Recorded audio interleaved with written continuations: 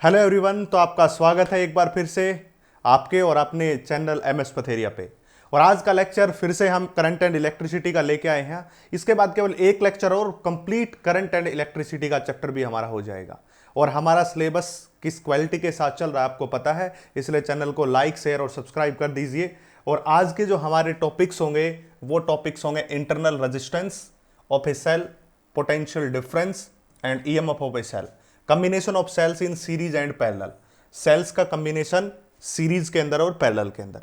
ये सारे टॉपिक आज के हम कवर अप करेंगे और इसके अंदर कोर कंसेप्ट कवर होगा, एनसीईआरटी कवर होगी, पीवाईक्यू क्वेश्चंस कवर होंगे, इंपॉर्टेंट एमसीक्यू चलेंगे और बेसिक टू एडवांस रहेगा। हमारा टारगेट सीबीएसई 2025 है। और इसके साथ साथ एक बात आप हमेशा याद रखें कि हम क्वालिटी के साथ कभी भी जो है कॉम्प्रोमाइज नहीं करते हैं, जबरदस्त क्वालिटी के साथ देते हैं। ये देखने के बाद आपके आईआईटी, आपका नीट कुछ नहीं रहेगा, सारे खल्लास हो जाएंगे। और सीबीएसई बोर्ड का तो एक भी क्वेश्चन आपका नहीं अटकेगा, ये गारंटी मेरी है। बस condition is applied, term and condition हर जगह होती है तो यहां पे भी अप्लाइड है। और वो कंडीशन ये है कि आपको कंप्लीट सीरीज देखनी होगी। ऐसा नहीं है कि आप एक लेक्चर के 10 मिनट देख के आप ये सोच सकते हैं कि मुझे फिजिक्स आ जाएगी। ऐसे फिजिक्स नहीं आती। सीरीज के साथ चलिए, कंप्लीट सीरीज के साथ चलिए, फिर मैं आपको आपके अंदर, खुद के अंदर जो चेंजेस है वो शो हो जाएंगे। समझना होगा तो फोकस करना होगा, पहली बात। और आपको अगर फिजिक्स सीखनी है तो कंप्लीट सीरीज देखनी होगी। ये कंप्लीट सीरीज आपको डेडिकेटेड है सीबीएसई 2025। अब बात करते हैं internal resistance of a cell. Internal resistance of a cell समझने के लिए मैं आपको छोटा सा उदाहरण देता हूं।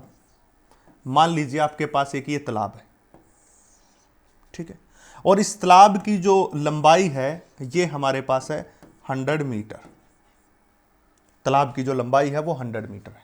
और इसके ऊपर एक ट्रैक है और ये जो ट्रैक है ये भी 100 मीटर का है, ठीक है। यहां तो वाटर है और ये सिंपल ट्रैक है, आपने देखा, ठीक है भाई। इस प्रकार से अगर मैं एक व्यक्ति को यहां पानी में दौड़ाता हूं और उसी व्यक्ति को, सेम व्यक्ति को यहां हवा में दौड़ाता हूं, क्योंकि ट्रैक पे एयर है, कोई पानी या कुछ हमने नहीं डाला, तो दोनों को सेम टाइम पे दौड़ा रहा हूं, तो आपको पता चलेगा कि ये जो एयर वाला व्यक्ति है इस 100 मीटर दूरी को पहले कवर करेगा कंपेरेटिवली पानी के अंदर।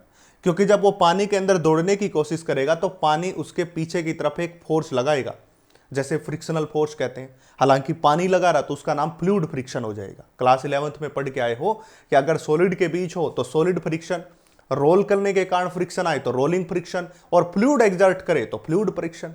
इसी प्रकार जब पानी के अंदर, वाटर के अंदर ये व्यक्ति इस तरफ दौड़ने की कोशिश करेगा तो दौड़ तो जाएगा, पर उसकी एक तो स्पीड कम होगी और यहां से यहां तक का जाने का टाइम, 100 मीटर डिस्टेंस कवर करने का टाइम कम होगा।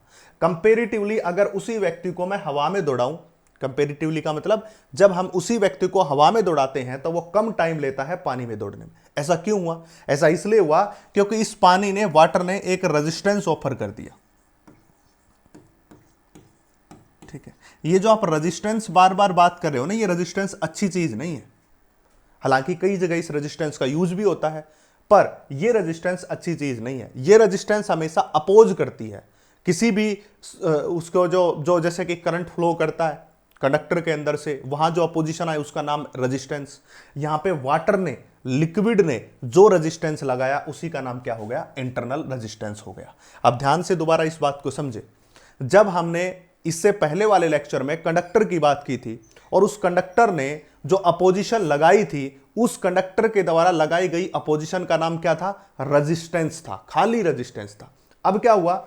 अब इस इलेक्ट्रोलाइट ने, इस लिक्विड ने, जो इस कंटेनर के अंदर लिक्विड भरा हुआ, जरूरी नहीं पानी हो, कुछ और भी भर सकते हो आप, शहद भर लो, आप ग्लिसरीन भर लो, और कुछ आप कोका कोला भर लो, पीते भी रहो और चलते भी रहो। तो उसके अंदर क्या होगा? उसके अंदर जो रेजिस्टेंस पैदा किया किसने? लिक्विड ने। उसका नाम क्या हो जाएगा? इंटरनल रेजिस्टेंस हो जाएगा। तो अगर हम इंटरनल रेजिस्टेंस को लिखेंगे तो उसकी जो डेफिनेशन है बिल्कुल सेम तरीके से है, बस थोड़ा सा चेंज है।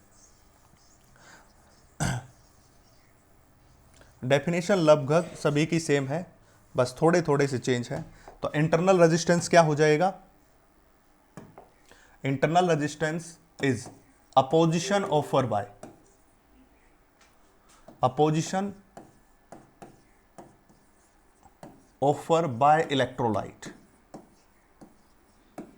देखो यही चेंज है मेन, तो अपोजिशन ऑफर बाय इलेक्ट्रोलाइट, और वहां अपोजिशन कौन लगाता था? कंडक्टर, क्योंकि कोलिजन हो रहे थे वहां पे तो कोलिजन के कारण रेजिस्टेंस आया था, आपको समझाया गया था। और यहां क्या है, जो लिक्विड भरा हुआ है वो एक अपोजिंग फोर्स लगाता है, जो इलेक्ट्रोलाइट नाम देते हैं। जब आप केमिस्ट्री में सेल्स पढ़ते हो तो सेल्स के अंदर आप इलेक्ट्रोलाइट डालते हो, उसी की बात कर रहा। तो opposition offered by the electrolyte towards flow of electrons, flow of electrons, उसको हम क्या कहते हैं भाई? उसी को हम क्या कहते हैं? इंटरनल रेजिस्टेंस कहते हैं। और इस इंटरनल रेजिस्टेंस को स्मॉल आर से डिनोट किया जाता है भाई, याद रखना। कैपिटल आर तो होता है नॉर्मल रेजिस्टेंस, नॉर्मल रेजिस्टेंस जो कंडक्टर्स लगाते हैं, इससे पहले वाले लेक्चर में आपको पढ़ाया गया था। और इंटरनल रेजिस्टेंस इलेक्ट्रोलाइट लगाते हैं। अब कौन से इलेक्ट्रोलाइट लगाते हैं वो बात समझिए। आपने केमिस्ट्री में भली भांति सेल्स पढ़े होंगे, जैसे कि एक इलेक्ट्रोड का काम, एक एनोड का काम करेगा और एक कैथोड का काम करेगा, ऐसे होता है। ये सेल्स आपने देख लिया। इस सेल्स के अंदर बाहर हम क्या कर सकते हैं? एक रेजिस्टेंस लगा देते हैं, एक एमिटर लगा देते हैं, और इसका कनेक्शन कर देते हैं यहाँ से। कुछ भी और आपको जो कनेक्शन देने होते हैं वो दे सकते हो, केमिस्ट्री में आपको पता होता है। और इस सेल के अंदर क्या क्या लगता है, हाँ ये जरूर है, एक रेजिस्टेंस जरूर लगेगा, एक एमिटर जरूर लगेगा। मुझे आपको केवल समझाना है, इसलिए ये महत्व नहीं रखता। अब क्या होगा, यहाँ पे हम कोई ना कोई इलेक्ट्रोलाइट भरते हैं, इसको खाली तो छोड़ते नहीं, यहां पे कोई ना कोई हमने इलेक्ट्रोलाइट फिल कर दिया। ये जो इलेक्ट्रोलाइट फिल करने के बाद जब आप केमिस्ट्री के अंदर पढ़ते हो तो आपको पता होगा कि एक जो इनमें से कैथोड या एनोड खत्म होना शुरू हो जाती है और दूसरा बनना शुरू हो जाती है। एक के ऊपर से कैथोड नीचे से टूट टूट के दूसरे के ऊपर जाती है। कैसे जाती है? मान लिया जाए इससे इलेक्ट्रॉन निकला और इस इलेक्ट्रॉन को कहां तक पहुंचना है? इस तक पहुंचना है। जब ये इलेक्ट्रॉन इस तक पहुंचेगा तो सर्किट कंप्लीट होगा, और इस एक्सटर्नल रेजिस्टेंस आर के अंदर, ये रहा बाहर का रेजिस्टेंस आर, इसके अंदर आपको क्या फील होगा? करंट दिखेगा। इसलिए यहां से इलेक्ट्रॉन चलेगा। अब इलेक्ट्रॉन किस में चल रहा है? इस इलेक्ट्रोलाइट में। जब इलेक्ट्रॉन को चल के इस इलेक्ट्रोलाइट तक पहुंचना है, इलेक्ट्रॉन को चल के यहां से चल के इस तक पहुंचना है, इस तक पहुंचेगा तो सर्किट कंप्लीट होगा। सर्किट कंप्लीट होगा तो एक्सटर्नल सर्किट, जिसमें एक रेजिस्टेंस और एक एमिटर लगा हुआ है, इसको एक्सटर्नल सर्किट कहते हैं, और इसको इंटरनल सर्किट कहते हैं। वो एक्सटर्नल सर्किट है, उसके अंदर आपको एक करंट दिखाई देगा। और वो करंट आपको कहां से दिखाई देगा? एमिटर से। तभी तो हमने एमिटर लगाया, करंट को मेजर करने के लिए एमिटर लगाया। तो जब ये इलेक्ट्रॉन यहां से चल के यहां तक जाएंगे तो इलेक्ट्रॉन के द्वारा कोई ना कोई एक फोर्स फील किया जाएगा, अपोजिंग, कोई ना कोई एक अपोजिशन फील की जाएगी, और उसी अपोजिशन का नाम क्या है? इंटरनल रेजिस्टेंस है। तो ये जो अपोजिशन आई है ये किसके कारण आई है? इलेक्ट्रोलाइट के कारण आई है। अब बात समझिए जरा, अगर इन दोनों इलेक्ट्रोड्स के बीच की डिस्टेंस ज्यादा हो, मान लिया जाए पहले दोनों इलेक्ट्रोड यहां थे, फिर मैंने इलेक्ट्रोड की डिस्टेंस बढ़ा दी। अब बढ़ा दी है तो इलेक्ट्रॉन को ज्यादा दूरी तय करनी पड़ेगी, और ज्यादा दूरी तय करनी पड़ेगी तो उसका इंटरनल रेजिस्टेंस भी क्या हो जाएगा? ज्यादा हो जाएगा। तो इसका मतलब किस किस के ऊपर डिपेंड करता है इंटरनल रेजिस्टेंस? वो बात कर रहे हैं, डिपेंड। सबसे पहले इसकी डिपेंडेंसी होगी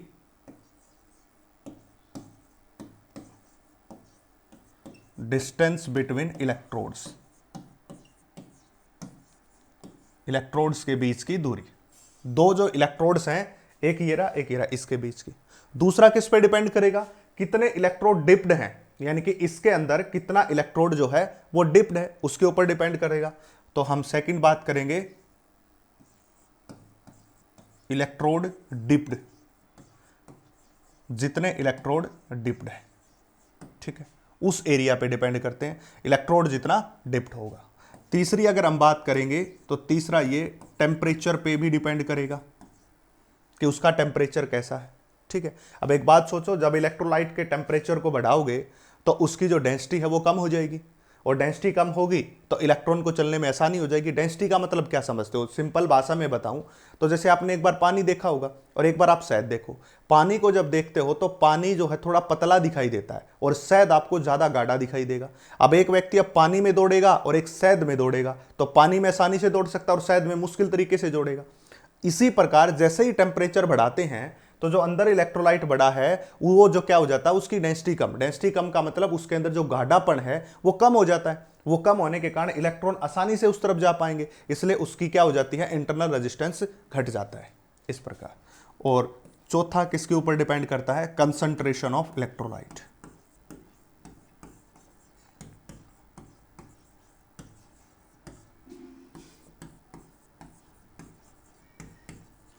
ये सारे वो फैक्टर हैं जिसके ऊपर जो है आपका डिपेंड करेगा। कौन डिपेंड करेगा? तो concentration of electrolyte, temperature, electrode dipped और डिस्टेंस। अब एक एक करके मैं इसको बता दूं। जैसे जैसे आप डिस्टेंस को बढ़ाओगे वैसे वैसे इंटरनल रेजिस्टेंस बढ़ेगा, मतलब डायरेक्टली प्रोपोर्शनल होता है। और जितना ज्यादा इलेक्ट्रोड का एरिया डिप्ड होगा उतना ही कम इंटरनल रेजिस्टेंस होगा। मतलब इलेक्ट्रोड की डिस्टेंस के तो डायरेक्टली प्रोपोर्शनल है, पर एरिया के इनवर्सली प्रोपोर्शनल है, क्योंकि जितना ज्यादा एरिया बढ़ता है उतना ही उसका इंटरनल रेजिस्टेंस क्या होगा? कम होगा। बट अगर हम टेम्परेचर की बात करें तो टेम्परेचर में क्या होता है?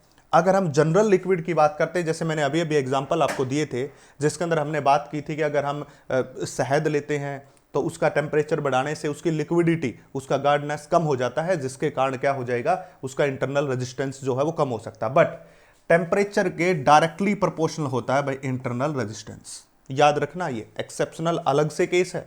मैं फिर से समझा रहा हूं, जो पीछे बात बताई थी वो समझाने के लिए थी। जो इंटरनल रेजिस्टेंस होता है वो टेम्परेचर के डायरेक्टली प्रोपोर्शनल होता है, उसको करेक्ट कर लीजिए।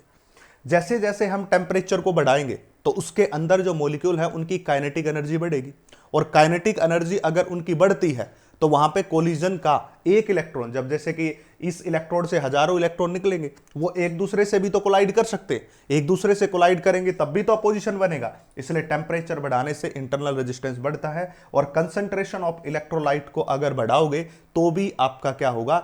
इंटरनल रेजिस्टेंस बढ़ेगा। तो यहां पर भी क्या होगा? इंटरनल रेजिस्टेंस डायरेक्टली प्रोपोर्शनल है।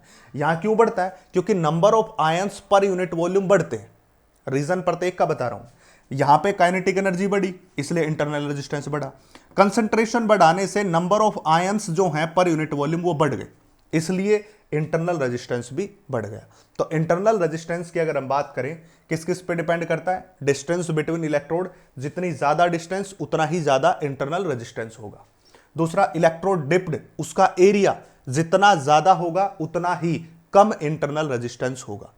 टेम्परेचर के डायरेक्टली प्रोपोर्शनल है भाई, बिल्कुल क्लियर कट बता रहा हूं, टेम्परेचर के डायरेक्टली प्रोपोर्शनल है। जैसे जैसे टेम्परेचर बढ़ाओगे इंटरनल रेजिस्टेंस बढ़ेगा, क्योंकि काइनेटिक एनर्जी ऑफ जो इलेक्ट्रॉन्स निकल रहे हैं वो बढ़ जाएंगे, आयंस जो है उनकी बढ़ जाएंगे। कंसंट्रेशन ऑफ इलेक्ट्रोलाइट्स की बात करोगे, वो बढ़ाओगे तो number of ions per unit volume बढ़ जाएंगे। कंसंट्रेशन बढ़ाए तो number of ions per unit volume बढ़ जाएंगे इस इलेक्ट्रोलाइट के। अगर इलेक्ट्रोलाइट के number of ions per unit volume बढ़ रहे हैं तो जो इलेक्ट्रॉन निकलेगा उन आयंस से टकराएगा। जरा बात को समझो, ये जो इलेक्ट्रोलाइट्स है उस इलेक्ट्रोलाइट को भी भरने के लिए उसमें भी तो आयंस होते हैं। जैसे इलेक्ट्रोलाइट यहां पे H2SO4 ले लिया तो वहां पे H पॉजिटिव और SO4 नेगेटिव होता है, तो आयंस होते हैं। कंसंट्रेशन बढ़ा दी तो H पॉजिटिव और SO4 नेगेटिव आयंस की संख्या भी बढ़ गई। अगर उन दोनों की संख्या बढ़ रही है तो जो इलेक्ट्रॉन्स हैं उनसे टकराएंगे, और टकराएंगे तो एक नया रेजिस्टेंस बन जाएगा। जैसे जैसे इलेक्ट्रोलाइट की कंसंट्रेशन बढ़ाई, नंबर ऑफ आयंस बढ़े, तो इंटरनल रेजिस्टेंस भी क्या करेगा? बढ़ेगा। तो इस प्रकार। अगली बात, कोई सेल जो हमने बनाया जो फ्रेशली प्रिपेयर्ड है, फ्रेशली प्रिपेयर्ड है, उसका जो इंटरनल रेजिस्टेंस होता है वो लो होता है भाई, याद रखना। फ्रेशली प्रिपेयर्ड का इंटरनल रेजिस्टेंस लो होता है। जैसे जैसे वो चलेगा उसका इंटरनल रेजिस्टेंस भी क्या करेगा? बढ़ेगा। ठीक है, एज वी यूज, जैसे जैसे हम यूज करेंगे तो उसका इंटरनल रेजिस्टेंस क्या होगा? हाई हो जाएगा, बढ़ना शुरू हो जाएगा। ये क्वेश्चन कई बार पूछा जाता है, याद रखना। Internal resistance of freshly prepared cell is low, but as long as we use the cell its internal resistance start increasing, उसका इंटरनल रेजिस्टेंस बढ़ना शुरू हो जाता है। एग्जाम्पल के तौर पे आप घर में बैटरी लेके आते हो, इन्वर्टर की बैटरी सबके पास है। इन्वर्टर की बैटरी में 6 सेल वाली बैटरी होती है, आपने देखा होगा ना, 6 टर्मिनल लगे होते हैं जिसके अंदर आप पानी डालते हो। किसी में 8 होते हैं, किसी में 6 होते हैं, किसी में 12 होते हैं, अलग अलग होते हैं। तो 6 सेल्स हैं। कौन से सेल? यही तो सेल हैं, यही तो सेल है। और उस इन्वर्टर की बैटरी के अंदर कौन भरा होता है? H2SO4, इसलिए ये बन जाता है H पॉजिटिव और SO4 नेगेटिव में। और ये आयंस बढ़ेंगे, कंसंट्रेशन बढ़ाओगे तो, और ये इलेक्ट्रॉन निकल के इस तक पहुंचेंगे तो करंट बनाएगी तुम्हारी इन्वर्टर की बैटरी, नहीं तो नहीं बनाएगी। इसलिए ये इलेक्ट्रॉन जब इनसे टकराएंगे तो रेजिस्टेंस बढ़ जाता है कंसंट्रेशन बढ़ाने से। इसलिए ये सारी बातें यहां पे हैं। आपके सामने जो प्रिपेयर्ड है इस प्रकार से, तो वही तो है ये। और जब आप नई बैटरी इन्वर्टर की लेके आते हो तो उसका इंटरनल रेजिस्टेंस कम होता है, इसलिए अच्छा करंट आपको सप्लाई करती है। और जैसे जैसे आप उस बैटरी को क्या करोगे, यूज कर लोगे कुछ टाइम के बाद, तो उसका इंटरनल रेजिस्टेंस बढ़ जाता है और उसकी एफिशिएंसी भी कम हो जाती है, करंट भी कम देना शुरू कर देती है। इसलिए तो ये सारी बातें इंटरनल रेजिस्टेंस की थी, इसको स्मॉल आर से डिनोट करते हैं। और इसकी जो यूनिट है वही रहेंगी ओम, वो चेंज नहीं होंगी, यूनिट में कोई फर्क नहीं पड़ता, ओम ही रहती है। चलिए भाई next, potential difference and EMF of cell. साथ साथ कॉपी पेन लेके बैठिए और सारी बातों को नोट करते रहिए, ताकि आपको इस बात का फायदा ये होगा कि आपके नोट्स भी बन जाएंगे। और अगर आपको वैसे चाहिए तो टेलीग्राम पे मुझे मैसेज कर दे, नीचे डिस्क्रिप्शन में लिंक है, वहां से भी आपको मैं प्रोवाइड करवा दूँ। अब है potential difference and EMF of cell. आपने देखा होगा पोटेंशियल डिफरेंस को V से डिनोट करते हैं और ईएमएफ ऑफ सेल को E से डिनोट करते हैं। कैपिटल E से भी कर लेते हैं, कैपिटल E से भी कर लेते हैं, या इससे भी कर लेते हैं। इसको समझना है, समझने के लिए देखिए जरा, मान लीजिए आपके पास एक सेल है, केवल एक सेल की बात अभी हमने की है। यहां पे मैंने एक की लगा दी की, और बाहर मैंने एक रेजिस्टेंस लगा दिया, और जिस रेजिस्टेंस का नाम क्या हो गया, कैपिटल R। ठीक है, पर इसके साथ साथ इसका खुद का भी रेजिस्टेंस है, और उस खुद के रेजिस्टेंस को क्या कहेंगे, R। क्योंकि जो सेल होता है उस सेल का खुद का जो रेजिस्टेंस होता है उसको इंटरनल रेजिस्टेंस कहते हैं। याद रखना ये बात, जो सेल है उस सेल का जो खुद का रेजिस्टेंस है उस खुद के रेजिस्टेंस को इंटरनल रेजिस्टेंस बोलते हैं। या तो इसको यहां दिखाया जाता है डायग्राम में, आपको पजल होने की जरूरत नहीं है, मैंने नीचे क्यों बनाया है, ऐसे क्यों बनाया है, ऐसे इसलिए बनाया जाता है, या तो डायग्राम में ऐसे बना देते हैं, या क्या करते हैं इस सेल के सीरीज में रख देते हैं। कोई भी काम कर लो, चाहे तो इस सेल के यहां ब्रांच में सीरीज में रख दो इसको और लिख दो नीचे स्मॉल r, तो वो समझ जाएगा कि ये जो सेल आपके पास है इसका इंटरनल रेजिस्टेंस है ये, क्योंकि स्मॉल r को इंटरनल रेजिस्टेंस बोलते हैं। या उसको ऐसे रख दो जो आपके सामने रखा हुआ है। और अब हम यहां पे क्या कर देते हैं, एक वोल्टमीटर लगा देते हैं, ये लगा दिया। वोल्टमीटर यूज किया जाता है वोल्टेज को मेजर करने के लिए, भाई कितनी वोल्टेज ये निकाल रहा है, कितनी वोल्टेज ये दे रहा है, उसको मेजर करने के लिए हम क्या लगाते हैं, वोल्टमीटर। और वोल्टमीटर हमेशा पैरेलल में लगता है, एमीटर हमेशा सीरीज में लगता है। ये अगली यूनिट में आपको समझाया जाएगा, फिर भी याद रख लें, वोल्टेज को हमेशा पैरेलल में लगाते हैं और एमीटर को हमेशा सीरीज में लगाते हैं। अगली यूनिट में इसके कंप्लीट डिटेल स्टडी आपको करवाऊंगा, तब तक याद रख लीजिए कि वोल्टमीटर को पैरेलल में और एमीटर को सीरीज में रखते हैं। अब आगे देखिए क्या होगा। ये जो सर्किट है ये पॉइंट ए हो गया और इस पॉइंट को बी बोल दिया। ठीक है, अब मैंने ऐसे इस की को ऑन नहीं किया, मतलब स्विच को ऑफ कर दिया, जैसे घर में स्विच नहीं होते हमारे, उसको ऑफ कर दिया। अब ऑफ कर दिया है स्विच को, और ये हमारा क्या है, सेल है, जिसकी ईएमएफ किसके बराबर है, ई के बराबर। इसकी सेल की ईएमएफ क्या है, ई। अब ईएमएफ को स्मॉल ई से डिनोट करेंगे, समझ लीजिए, ईएमएफ को स्मॉल ई से डिनोट करेंगे और पोटेंशियल को वी से डिनोट करेंगे। इस प्रकार हुआ क्या है, इस एक्सटर्नल सर्किट, ये पूरा क्या इसका एक्सटर्नल सर्किट, अगर आप यहां से बात करोगे तो ये जो नीचे आपको दिखाई दे रहा है, ये जो मैं डॉटेड लाइन से आपके सामने बना रहा हूं, ये है इसका एक्सटर्नल सर्किट, इसको एक्सटर्नल सर्किट बोलेंगे।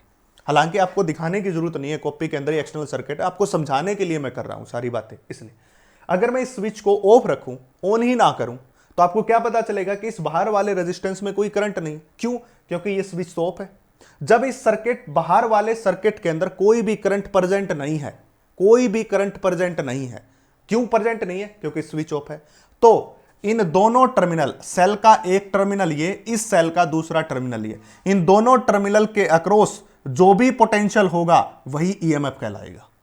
दोबारा से समझ लो इस बात को। हो क्या रहा है कि जब इस सर्किट में एक्सटर्नल करंट नहीं है, क्यों नहीं है? क्योंकि स्विच को ऑफ कर रखा है। जब स्विच को ऑफ कर दिया तो बाहर के सर्किट में कोई भी करंट नहीं है।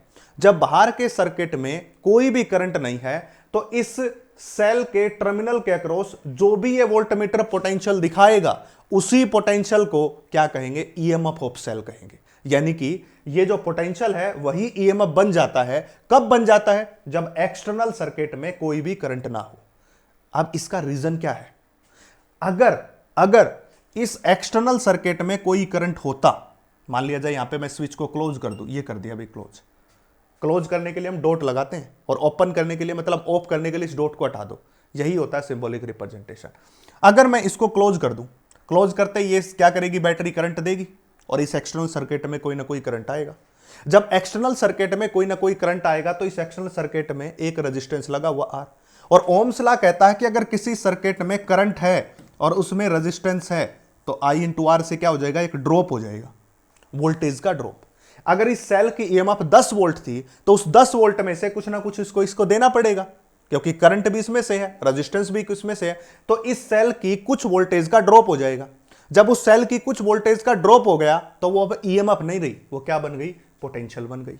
यानी कि जब एक्सटर्नल सर्किट काम कर रहा होता है, एक्सटर्नल सर्किट यूज में होता है, तो एक रेजिस्टेंस के थ्रू कुछ वोल्टेज का ड्रॉप हो जाता है, और वही वोल्टेज के ड्रॉप के कारण इस ईएमएफ को क्या बोल देते हैं हम, पोटेंशियल डिफरेंस बोल देते हैं। हां, अगर इस सर्किट में कोई भी करंट ना होता, अगर इस सर्किट में अब कोई भी करंट नहीं है, यहां पे कोई ड्रॉप नहीं है, अगर यहां पे कोई ड्रॉप नहीं है तो इस टर्मिनल के बीच का जो पोटेंशियल डिफरेंस है उसी को हम क्या कहेंगे, ईएमएफ कहेंगे। तो सबसे पहले अगर मैं ईएमएफ की डेफिनेशन लिखूं तो आपको बिल्कुल सिंपल सी बातें लिखनी है ईएमएफ के बारे में। The difference in potential, difference in potential between two terminal of cell,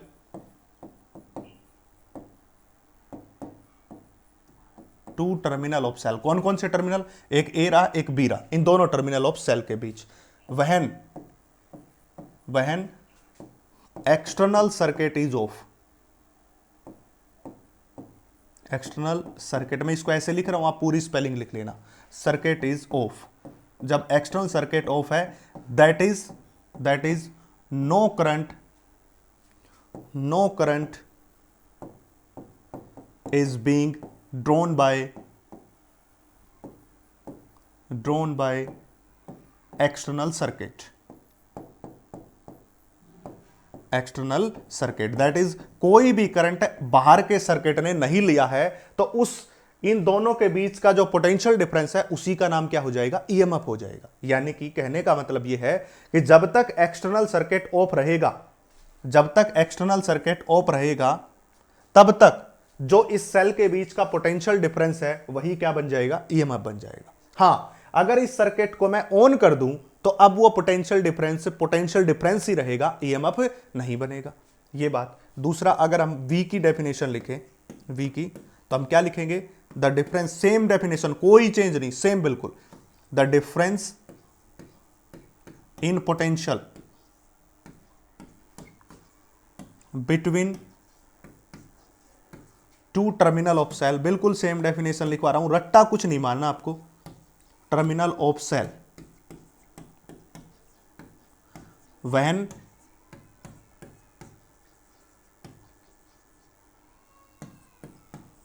external circuit is on, वहां तो ऑफ था, यहां ऑन है, that is some current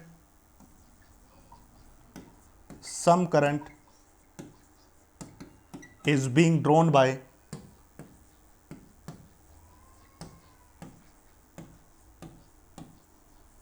external circuit, कुछ ना कुछ करंट एक्सटर्नल सर्किट के द्वारा ड्रॉ किया जाएगा। ये किसकी डेफिनेशन हो जाएगी भाई, ये डेफिनेशन हो जाएगी पोटेंशियल की। बस सिंपल सी बात याद रखनी है, इन दोनों के बीच का जो पोटेंशियल डिफरेंस है वो क्या बन जाएगा, ईएमएफ। कब बन जाएगा, जब बाहर का सर्किट ऑफ है, वहां कोई करंट नहीं है, इन दोनों के बीच का पोटेंशियल डिफरेंस ही रहेगा। कब रहेगा, condition is that when circuit is on, that is कुछ करंट इस बाहर वाले सर्किट में है। बस ये दो बातें आपको सिंपल से याद रखनी है, यही इनमें डिफरेंस है।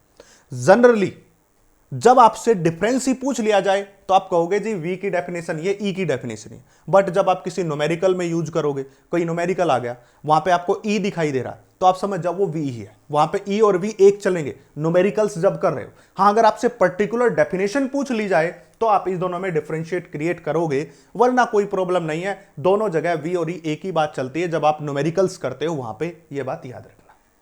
अब ये दोनों का डिफरेंस यही था। अब इसके बाद यहां पे थोड़ा सा आपको जंक देता हूं कुछ बातों का, वो ध्यान से समझिएगा। मान लिया जाए आपके पास ये एक सेल है और इसका इंटरनल रेजिस्टेंस है R, देखो अब की बार मैं सीरीज में लगा के दिखा रहा हूं ताकि आपको सारे टेस्ट मिल जाए एक ही साथ। अब की बार मैंने यहां लगा दिया, ये है ईएमएफ, ठीक है। इस सर्किट में आगे मैंने क्या लगा दिया, स्विच, जिसको के की कह दिया, और इसमें नीचे है एक्सटर्नल रेजिस्टेंस, और इस एक्सटर्नल रेजिस्टेंस का नाम क्या है, आर है। इस सेल का ईएमएफ ही है, और इसके ऊपर एक वोल्टमीटर लगा दिया, ये लगा दिया। इस टर्मिनल को एक बोल दिया, इसको दो, दैट इज ए टर्मिनल और बी टर्मिनल। सिमिलर सर्किट जो पहले वाला है, कोई अलग सर्किट में मैंने नया नहीं किया है, बिल्कुल सेम सर्किट है। अब इसको आगे समझिए। अब मान लीजिए, अब मान के चलिए कि जब आप, अब ये क्या बात हुई, अब इस बात को समझिए जरा। क्या हुआ है कि एक्चुअल में क्या हुआ है उस बात को समझो।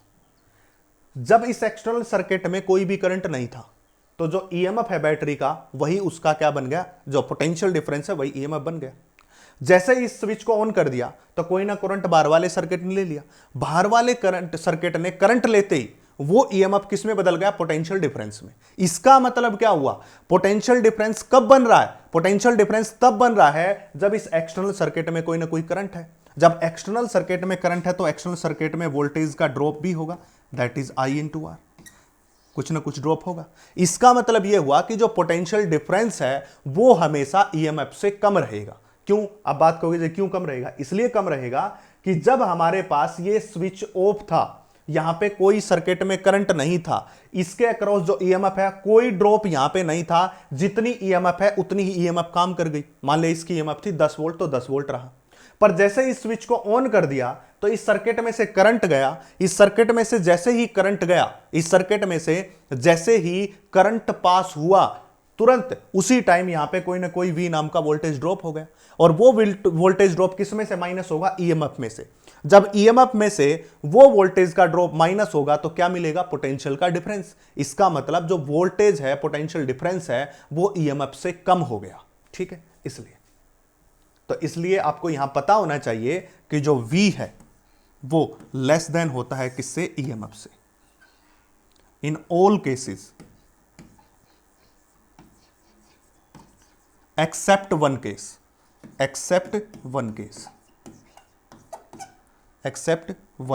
एक केस को छोड़ के, और वो केस कौन सा है, चार्जिंग का है। अब ये कह देंगे जी यहां भी केमिस्ट्री की तरह एक्सेप्शन आने लगे, नहीं, बिल्कुल एक्सेप्शन नहीं है। ये एक्सेप्शन इस बात का है कि सारी चीजें एक जैसी हैं पर एक अलग है, पर क्यों अलग है उसका रीजन देंगे हम, ऐसे कह के नहीं छोड़ेंगे एक्सेप्शन है, उसका भी रीजन देंगे हम क्यों अलग है वो। इसलिए हम केमिस्ट्री वाले एक्सेप्शन की बात नहीं करते, यहां पर हम उसका भी रीजन देंगे। अब बात को समझिए जरा। अब क्या होगा, अगर इस की को मैं ऑन कर दूं, की को ऑन करते ही इस सर्किट में करंट होगा कोई ना कोई, अगर इस सर्किट में करंट होगा तो यहां वोल्टेज ड्रॉप आएगा, that is I into R का, यहां पे ड्रॉप होगा। पर जैसे इस सर्किट में करंट होगा, एक ड्रॉप यहां पे भी तो होगा, किसके कारण, आई इंटू स्मॉल आर के कारण, आई इंटू स्मॉल आर के कारण, दो ड्रॉप हो गए ना। जैसे ही सर्किट में करंट आया, जब तक करंट नहीं था, क्यों, क्योंकि की ऑफ थी तो करंट नहीं था, करंट नहीं था तो यहां पे भी कोई ड्रॉप नहीं था आई इंटू आर का, और यहां पे भी कोई ड्रॉप नहीं था, कोई ड्रॉप नहीं था, किसी काम का कोई ड्रॉप नहीं था। बट जैसे ही इस सर्किट में करंट फ्लो हुआ तो एक ड्रॉप यहां आ गया, एक ड्रॉप यहां आ गया।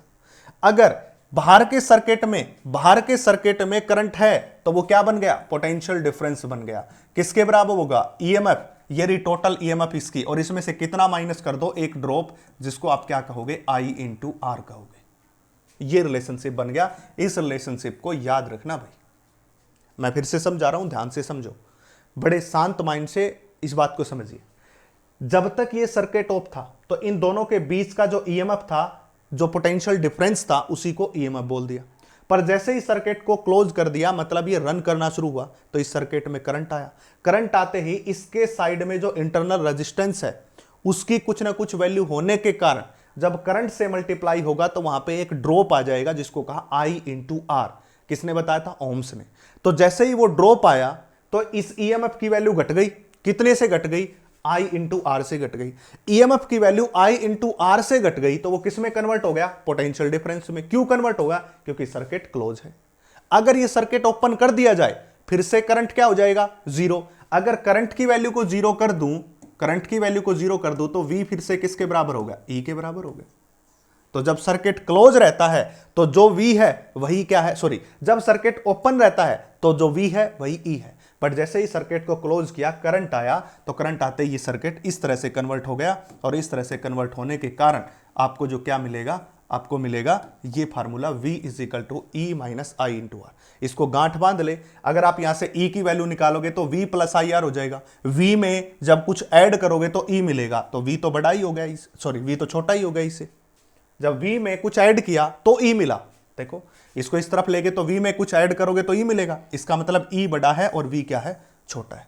इसलिए एक एक बात को मैं कोशिश कर रहा हूं आपको एक्सप्लेन कर दूं, समझा दूं। अगर किसी बच्चों को थोड़ी सी शंका हो रही है तो वो 2-3 बार वीडियो को बैक करके देख ले, आपकी शंकाएं दूर हो जाएंगी उसके कारण। अब देखिए आगे क्या होगा। अब मैं इसको ऐसे भी ले सकता हूं, अगर मैं I इंटू आर को, इस I इंटू आर को इस तरफ ले लूं तो ये क्या बनेगा, E माइनस वी। कैसे किया है ध्यान से समझे, I इंटू आर को इस तरफ ले आया और V को ले गया इस तरफ, ऐसे कर दिया, ठीक है। अगर मैं यहां से R निकालूं तो क्या बन गया, that is E minus V बटे में I, ये बन गया, ठीक है। तो R is equal to E minus V बटे में V भाग में R। एक फार्मूला ये निकल के आ गया। क्योंकि जी ये कैसे आया, ये इसलिए आया क्योंकि यहां पे फार्मूला समझिए, V is equal to I into R. अगर यहां से I को निकाला तो वो किसके बराबर होगा, V भाग में R के बराबर। इसी की वैल्यू यहां रखी है, इसी की वैल्यू को यहां रखा है। देखो I आया था, इस I की वैल्यू V बाय R यहां रख दी, तो एक नया फार्मूला आपके सामने जनरेट हो गया। तो ये सारे फार्मूले आपको याद होने चाहिए, सब फार्मूले आपको याद होने चाहिए, एक भी फार्मूला ऐसा ना हो जो आपको ना आए। ये फार्मूला भी आपको याद होना चाहिए। मेन ये याद रख लो, इससे जगलरी तभी कर सकते हो जब आपका मन करे, किसी टाइम भी आप इससे जगलरी कर लो, कोई प्रॉब्लम क्रिएट नहीं होगा, कुछ नहीं होगा, आसानी से जगलरी जो है चेंज हो जाएगी, ठीक है भाई। तो ये होगा रिलेशनशिप एक। इसके बाद इसके कुछ ग्राफ्स देखते हैं, जो ग्राफ आते हैं, जो पेपर में ग्राफ पूछे जाते हैं, इस पे वो देखते हैं।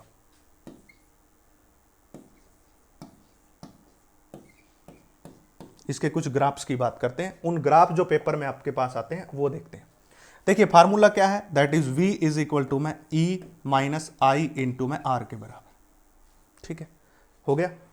अगर यहां पे मैं आपको एक ग्राफ ड्रॉ करके दिखाऊं, और वो ग्राफ किस किस के बीच होगा, दैट इज EMF और एक्सटर्नल रेजिस्टेंस के बीच। अब आप समझ गए होंगे, पता चल गया होगा, स्मॉल r से लिखता हूं तो उसको इंटरनल रेजिस्टेंस कहता हूं, और कैपिटल R से, सॉरी, स्मॉल r से लिखता हूं तो इंटरनल रेजिस्टेंस, और कैपिटल R को एक्सटर्नल रेजिस्टेंस बोलते हैं। तो मतलब हमने EMF को एक्सटर्नल रेजिस्टेंस के साथ ड्रॉ करना है ग्राफ। अब आपको पता है कहीं भी फार्मूले में EMF और एक्सटर्नल रेजिस्टेंस R डिपेंड ही नहीं कर रहा, दोनों का कोई रिलेशन ही नहीं है, इसलिए EMF क्या हो गया, इंडिपेंडेंट हो गया। ये ग्राफ पूछे जाते हैं भाई MCQ में, नीट के एग्जाम में, IIT के एग्जाम में, इसलिए मैं आपको करवा रहा हूं, ध्यान से इनको कर लो, क्योंकि ये आपके सिलेबस में जरूर से जरूर हैं और इन पे क्वेश्चन जरूर से जरूर आएगा। तो पहला इंडिपेंडेंट होता EMF एक्सटर्नल रेजिस्टेंस के, EMF is independent of external resistance, याद रखना। इसलिए इसका ग्राफ कैसा आ गया, स्ट्रेट लाइन आ गया, ठीक है। दूसरा ग्राफ, अगर मैं इसको ऐसे लिखूं, V is equal to minus I into R plus में E के बराबर, कुछ इस तरह से मैं अगर इस ग्राफ को ड्रॉ करूं तो कोई प्रॉब्लम, ठीक है भाई। अब हम क्या करेंगे, यहां दूसरा ग्राफ ड्रॉ करेंगे। देखिए दूसरा ग्राफ होगा V और I ग्राफ, और ये किसके लिए, सेल के लिए भाई, याद रखना। कई बार क्वेश्चन एग्जामिनर जो आता है वो पूछ लेता है, जो आपका वाइवा लेता है प्रैक्टिकल के टाइम पे, तो वो पूछ लेता है कि सेल के लिए ड्रॉ कीजिए V और I ग्राफ। अब आप एक बात समझिए, जब आपने एक्सटर्नल रेजिस्टेंस के लिए IV ग्राफ ड्रॉ किया था तो वो स्ट्रेट लाइन आया था, ओमिक और नॉन ओमिक डिवाइस, याद करो। वहां पे जब हमने ओम्स लॉ को पढ़ाया था तो वहां पे भी आपको एक VI या IV ग्राफ ड्रॉ किया था, और वो आया था स्ट्रेट लाइन, पर वो किसके लिए था, वो एक्सटर्नल रेजिस्टेंस के बीच था और V के बीच था, सॉरी, V और I के लिए एक्सटर्नल रेजिस्टेंस के लिए था, किसी कंडक्टर के लिए था। बट ये किसके लिए ड्रॉ कर रहे हैं, सेल के लिए।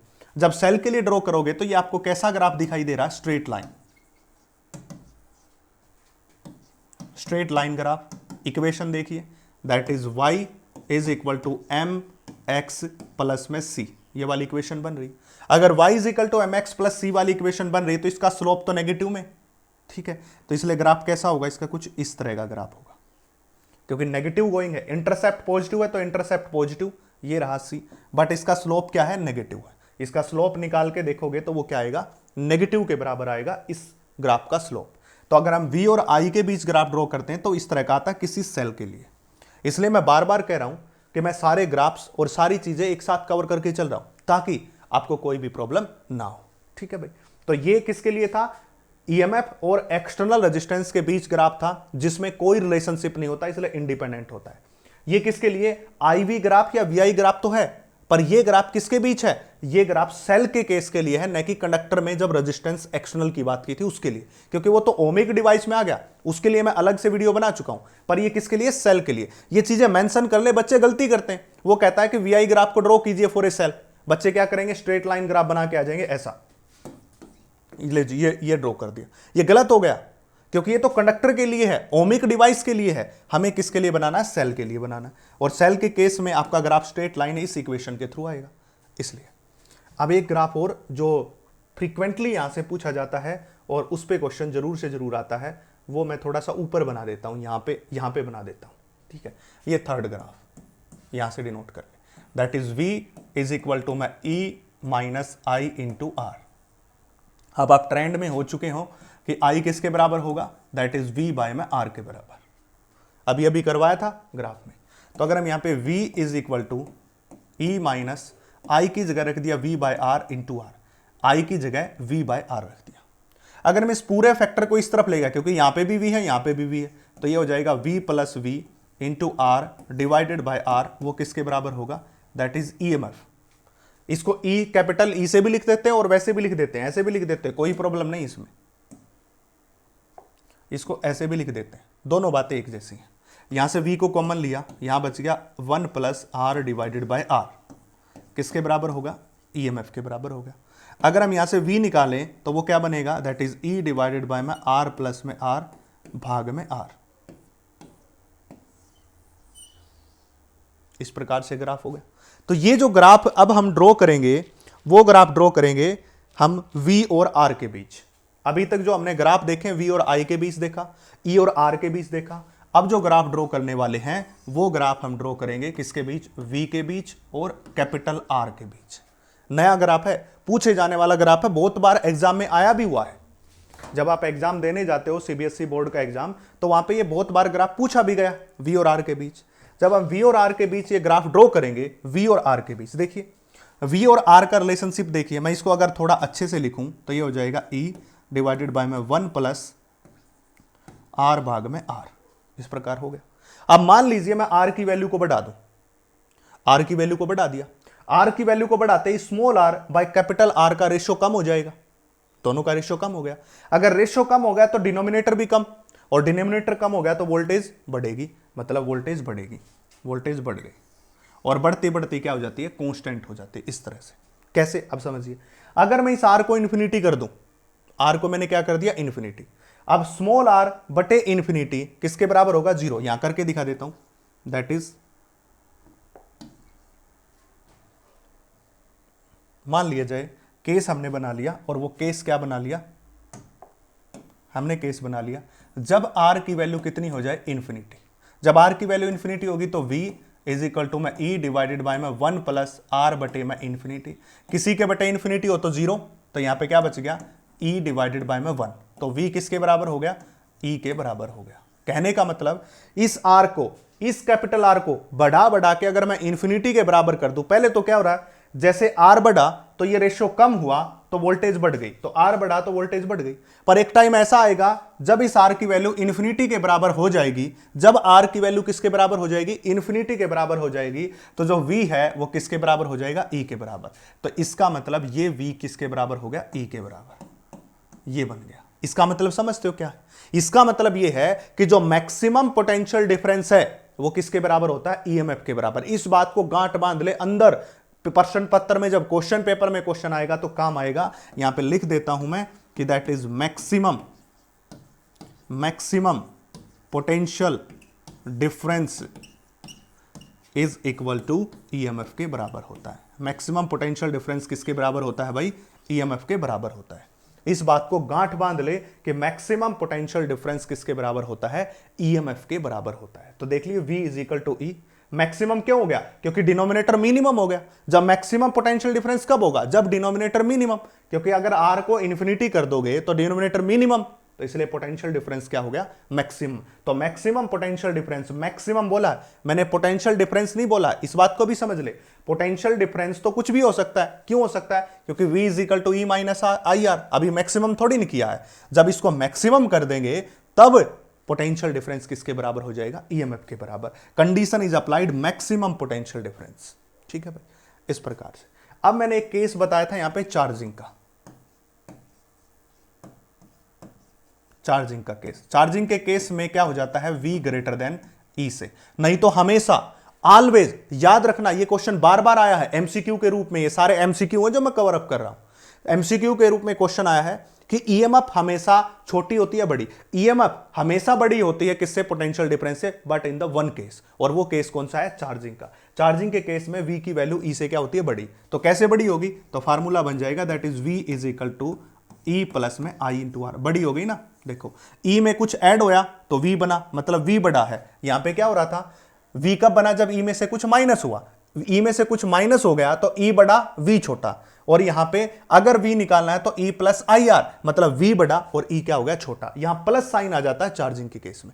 अब हमें कैसे पता चलेगा कि चार्जिंग हो रही?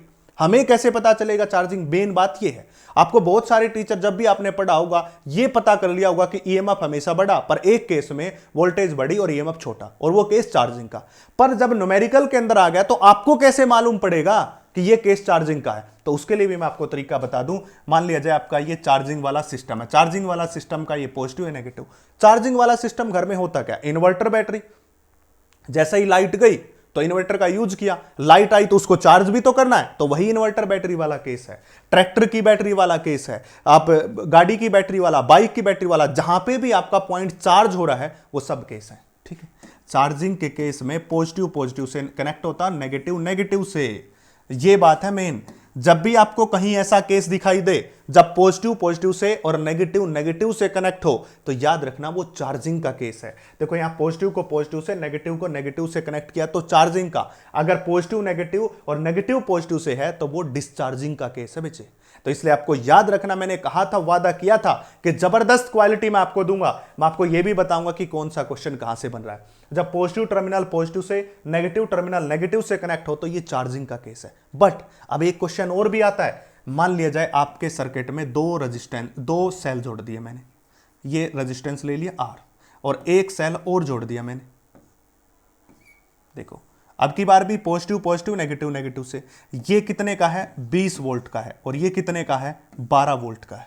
अब मुझे कैसे पता चलेगा कि सिस्टम में कौन चार्ज हो रहा है और कौन डिस्चार्ज हो रहा है? तो इसका सिंपल सा मेथड है, जिसकी वोल्टेज ज्यादा है, जिसकी वोल्टेज ज्यादा है वो क्या होगा? चार्ज करेगा। किसको? स्मॉल वोल्टेज को। तो ये तो किस केस वाला हो गया? चार्जिंग वाला केस हो गया। इसलिए इसके लिए formula V is equal to E plus में I इंटू R लगेगा। बट इसके लिए फार्मूला वही लगेगा पहले वाला, V is equal to E minus I are.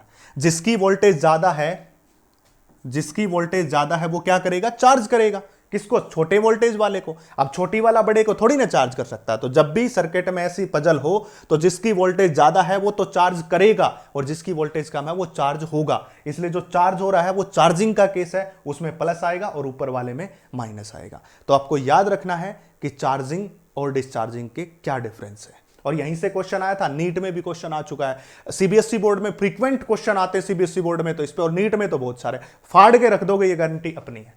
But एक बात और मैं आपको बताऊंगा।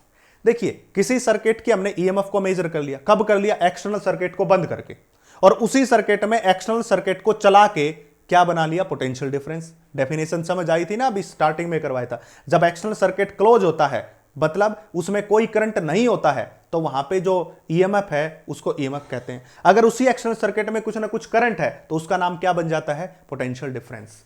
अब उस सर्किट का E और V के बीच के डिफरेंस को, अब देखो जब हमने उसके एक्सटर्नल सर्किट को ऑफ करके मेजर किया तो ईएमएफ आ गई, ऑन करके मेजर किया तो पोटेंशियल डिफरेंस। इन दोनों के बीच का जो डिफरेंस आएगा उसी को हम क्या कहते हैं? लॉस्ट वोल्टेज कहते हैं। उसका नाम क्या होता है? लॉस्ट वोल्टेज होता है। इसका नाम क्या होता है? Lost voltage. और इसी वोल्टेज को can not measure by voltmeter, can not measure by volt meter. इसको हम वोल्ट मीटर से मेजर नहीं कर सकते। दो बातें बता दी मैंने आपको, दो बातें बड़ी इंपॉर्टेंट बातें यहां पे बता दी। पहली इंपॉर्टेंट बात यह बताई कि जब आप एक सर्किट में ईएमएफ को मेजर करो और उसी सर्किट में एक्सटर्नल करंट को चला के वी को मेजर करो, इन दोनों के बीच के डिफरेंस को, जो डिफरेंस आएगा उसका नाम होगा लोस्ट वोल्टेज। और ये जो लोस्ट वोल्टेज है कभी भी वोल्ट मीटर में शो नहीं होती, इसको मेजर आप नहीं कर सकते हो, cannot measure with the help of voltmeter. इसलिए मैं सारी बातें कवर कर रहा हूं, एक भी बात आपके लिए नहीं छोड़ रहा हूं। ये चार्जिंग का केस आपको बता दिया जाएगा कि V ग्रेटर देन ये, पर कब आपको न्यूमेरिकल में पता चलेगा कि चार्जिंग हो रही है और कब डिस्चार्जिंग, सारे पजल्स मैं आपके दूर करने की कोशिश करता हूं।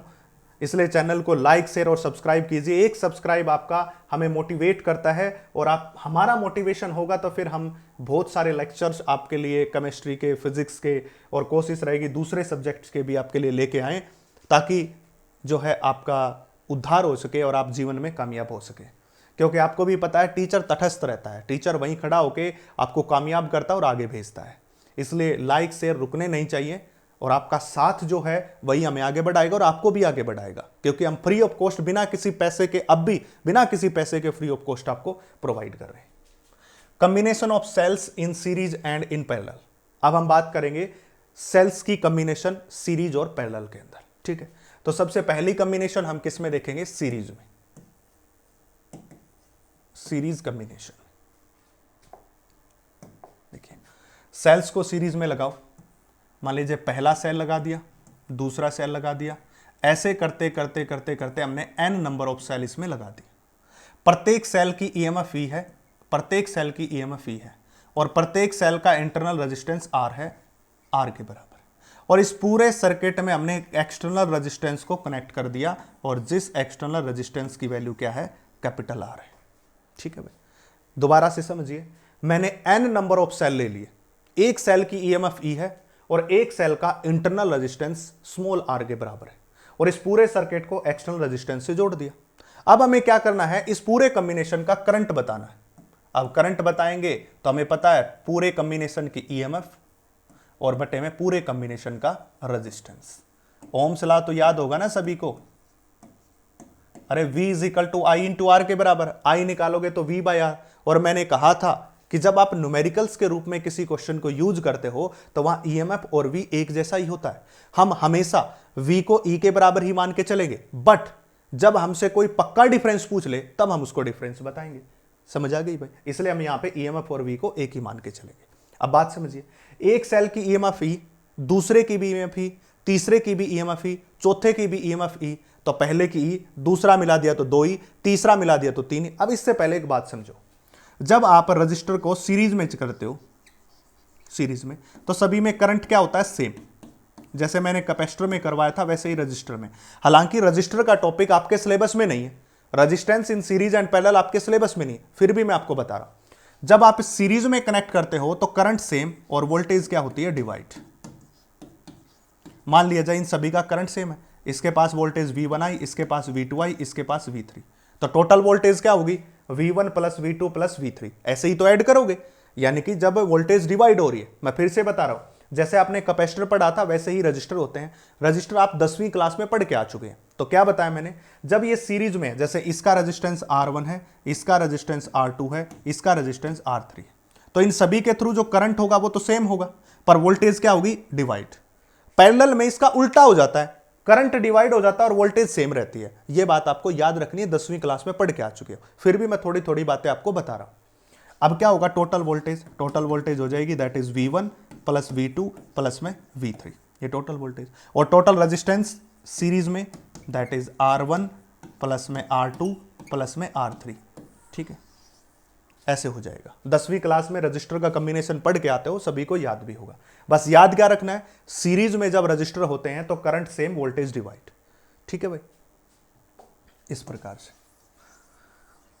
तो यहां पे भी ऐसा ही हुआ होगा, ये सारे सीरीज में लगे हुए, सीरीज में लगे हुए हैं तो सबका ईएमएफ क्या होगा? अलग अलग। पर अब भाई हमने आइडेंटिकल लिए हैं तो टोटल ईएमएफ कैसे आएगा? पहले का ई, दूसरे का मिलाओगे तो 2 ई, तीसरा मिला दिया तो 3 ई, चौथा मिला दिया तो 4 ई। अगर n सेल मिला दी तो टोटल ईएमएफ कितना होगा? n इंटू ई के बराबर। टोटल ईएमएफ किसके बराबर होगा भाई? टोटल ईएमएफ होगा दैट इज n इंटू ई के बराबर। अब एक सेल का रेजिस्टेंस R1, दूसरे का R2, तो सभी को ऐड करते चलो। जब ऐड करते चलोगे n नंबर तक तो टोटल रेजिस्टेंस कैसा हो जाएगा, that is total resistance combination का हो जाएगा n इंटू आर। देखिए एक का R, दूसरा मिलाओगे 2R, तीसरा 3R, चौथा 4 और n सेल मिला दिए तो n इंटू आर, क्योंकि सीरीज में डायरेक्ट ऐड होते हैं और पैरेलल में 1 बाय 1 करके ऐड होते हैं। ये आपको पता होगा पहले ही रेजिस्टेंस का। मैं फिर से एक बार समझा देता हूं। मान लीजिए हमारे पास 3 सेल है, एक 2 वोल्ट, तीनों 2-2 वोल्ट के, तीनों के तीनों 2-2 वोल्ट। मैं कहूं टोटल वोल्टेज कितनी होगी आपकी 6, 2 गुणा 2 गुणा 2 यानी कि 3 गुणा 2 6। अगर वहीं पे मैं n नंबर ऑफ सेल मिला दूं तो टोटल ईएमएफ कितनी, n गुणा ई। टोटल रेजिस्टेंस कितना, n गुणा आर। अब टोटल रेजिस्टेंस अगर हम निकालें तो n इंटू आर तो हो गया इस ऊपर वाले सर्किट का, और इसके साथ कैपिटल आर किस में है, सीरीज में है। कैपिटल आर किस में है, सीरीज में। ये एन आर तो इस चीज का निकाला हमने, और इसके सीरीज में कौन है, कैपिटल आर, और सीरीज में एन आर के साथ कौन जुड़ जाएगा, प्लस आर और हो जाएगा, और जुड़ जाएगा। अगर वो जुड़ गया तो आपके पास टोटल जो करंट आएगा, टोटल जो करंट आएगा वो किसके बराबर होगा, that is total EMF N E बटे में total resistance N into R plus में कैपिटल आर। ये आ गया करंट का फॉर्मूला, सिंपल सा। ठीक है, बस आपको करना क्या है, टोटल ईएमएफ निकालनी है। सीरीज में जब भी होता है तो वोल्टेज डिवाइड होने के कारण सभी की ईएमएफ जोड़ दो। एक सेल है तो एक, 2 सेल है तो 2 बार जोड़ दो, 3 सेल है तो 3 बार, और अगर n नंबर ऑफ सेल है तो n बार। और रजिस्टर को ऐड करना आपको आता ही है, n सेल थे तो nr, एक्सटर्नल रेजिस्टेंस सीरीज में जोड़ दिया, टोटल होगा nr प्लस में r। अब 2 स्पेशल केस इसके बन सकते हैं, और उसका पहला स्पेशल केस जो बनेगा, पहला जो स्पेशल केस बनेगा वो क्या बनेगा, वो देखिए जरा ध्यान से।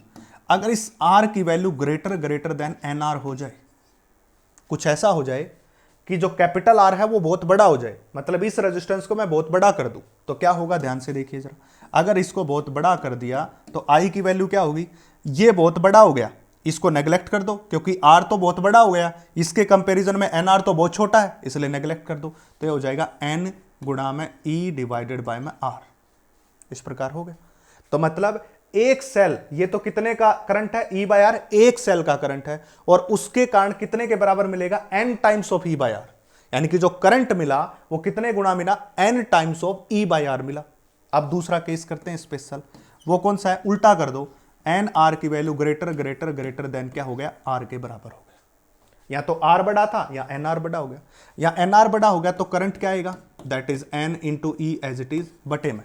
अब की बार किसको नेग्लेक्ट कर दो, आर को नेग्लेक्ट कर दो। क्यों कर दो, क्योंकि आर की वैल्यू बहुत छोटी है दूसरे केस में, तो नीचे कौन बचेगा, एन इंटू आर। तो एन से एन कैंसिल हुआ तो करंट कितना मिला, ई बाय में आर। तो ये फायदेमंद सौदा है।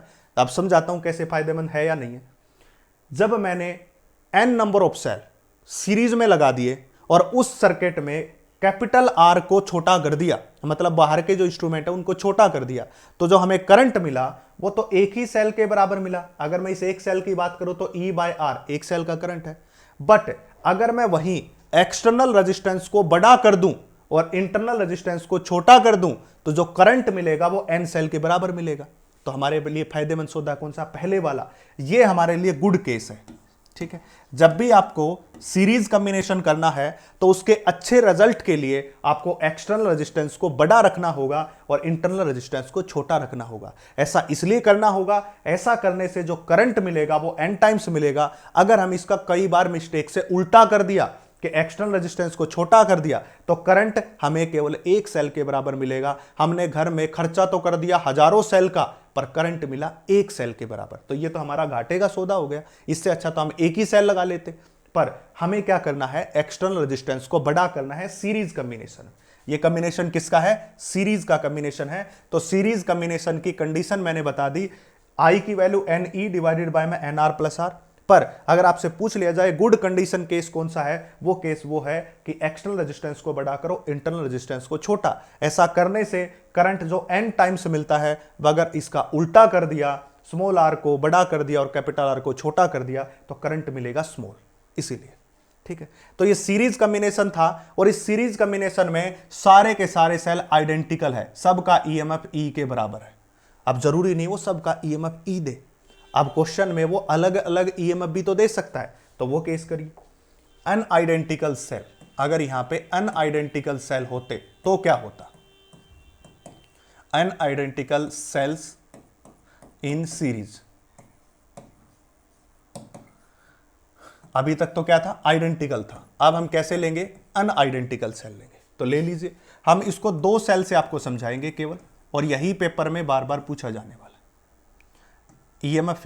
EMF रेजिस्टेंस R1 1 और 2 R2 इस प्रकार। क्यों है ऐसा? ऐसा इसलिए है कि पहले की EMF E1, दूसरे की EMF E2, पहले का रेजिस्टेंस R1, दूसरे का R2 इंटरनल। क्यों है ऐसा? क्योंकि पहले जो हमने केस लिया था, पहले वाला केस तो पूरा आइडेंटिकल सेल का था कि सारे सेल इक्वल हैं, पर अब जो केस लिया है वो अनआइडेंटिकल का लिया, मतलब सारे के सारे जो सेल्स हैं वो अलग अलग हैं, एक सेल नहीं है। और इससे बाहर के सर्किट में हमने कनेक्ट कर दिया कौन? एक्सटर्नल रेजिस्टेंस, इस प्रकार से। ठीक है भाई, इस प्रकार से हमने एक्सटर्नल रेजिस्टेंस को कवर कर दिया। अब फिर से भाई टोटल ईएमएफ कितनी हो जाएगी दोनों की? मैंने कहा था टोटल ईएमएफ तो सीधी ऐड होती है, दैट इज E1 प्लस में E2, इस प्रकार से हो जाएगी। हाँ, आइडेंटिकल होते तो इसको भी ई मानते, इसको भी ई मानते, तो कितना हो जाता? 2E। अब 2E नहीं हो सकता क्योंकि दोनों अलग अलग हैं, आइडेंटिकल नहीं है। केस वही है पहले वाला, अलग नहीं है। अच्छा, टोटल रेजिस्टेंस कितना हो गया? दैट इज इक्वल टू मैं R1 प्लस में R2। बिल्कुल सिंपलेस्ट वे में करवाऊंगा मैं आपको, हालांकि इसको थोड़ा दूसरे तरीके से भी करवा सकता हूं, पर मैं आपको सिंपलेस्ट वे में करवाता हूं, और उसके लिए आप थोड़ा सा इसको उसी वे में करो ताकि आपका जो नंबर है वो अच्छे मिले। ठीक है, वो कैसे? देखिए, इस सर्किट से करंट चलेगा, सीरीज में है तो करंट क्या रहेगा? सेम रहेगा, पर वोल्टेज क्या होगी? डिवाइड होगी। ये आपको भी पता है कि टोटल जो वोल्टेज है वो क्या होगी? डिवाइड होगी। तो टोटल वोल्टेज सर्किट की कितनी रहेगी? दैट इज V1 प्लस में V2। पहले की वोल्टेज V1 और दूसरे की वोल्टेज V2, इसलिए टोटल वोल्टेज जो है वो कितनी हो जाएगी? That is V1 voltage plus में V2 वोल्टेज। अब आगे देखिए क्या होगा, अगर हम V1 निकालें तो वो कितना होगा? दैट इज E1, ये रहा, माइनस में कौन? I इंटू R1, क्योंकि करंट सेम है, सीरीज में करंट क्या रहता है? सेम।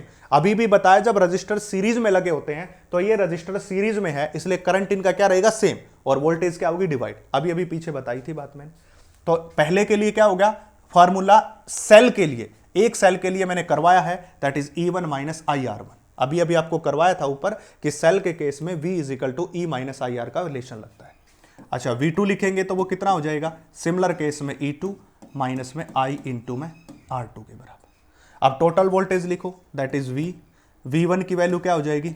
E1 माइनस में I R1 प्लस में E2 माइनस में I R2, इस प्रकार। अब E1 E2 को एक तरफ लो, तो ये ले लिया E1 प्लस में E2, माइनस, यहां भी माइनस, यहां भी माइनस, दोनों जगह से कॉमन, अंदर कौन बच गया? दोनों जगह से क्या कॉमन ले लिया? माइनस I, तो अंदर कौन बचा? माइनस I, अंदर कौन बचा? दैट इज R1 प्लस में R2। ठीक है, दैट इज इक्वेशन नंबर 1 हो गई।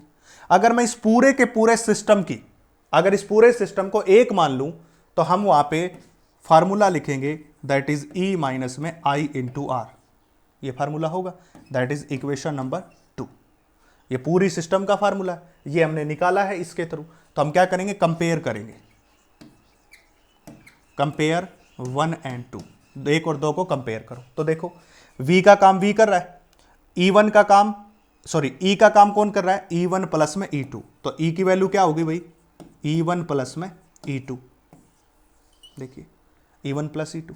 I का काम I कर रहा है, तो R का काम कौन करेगा? दैट इज R1 प्लस में R2। ये आ गया भाई, यही निकाल के बताना था हमें। That is E is equal to E1 plus E2, total EMF और total resistance R1 plus R2 के बराबर। यही शो करना होता है एन आइडेंटिकल सेल्स के अंदर, यही बस। अब वैसे भी आप जनरली अपने दिमाग से काम करो, 2 सेल हैं, दोनों के दोनों सीरीज में, तो दोनों की वोल्टेज अलग अलग होगी, EMF अलग अलग होगा, इसका E1 इसका E2, दोनों को जोड़ोगे तो कितना हो जाएगा? E1 plus E2। देखो ये आ गया। टोटल रेजिस्टेंस सीरीज में कैसे जोड़ते हो? R1 प्लस R2, तो ये हो गया R1 प्लस R2। तो बिल्कुल वही बातें हैं, बातें कुछ अलग नहीं है, बस उसको तरीका पेश करने का अलग कर दिया गया। यहां पे भी तो ऐसा हुआ था, देखो एक सेल का E, दूसरे का मिला दिया 2E, तीसरे का 3E, तो n सेल है तो कितना? NE के बराबर।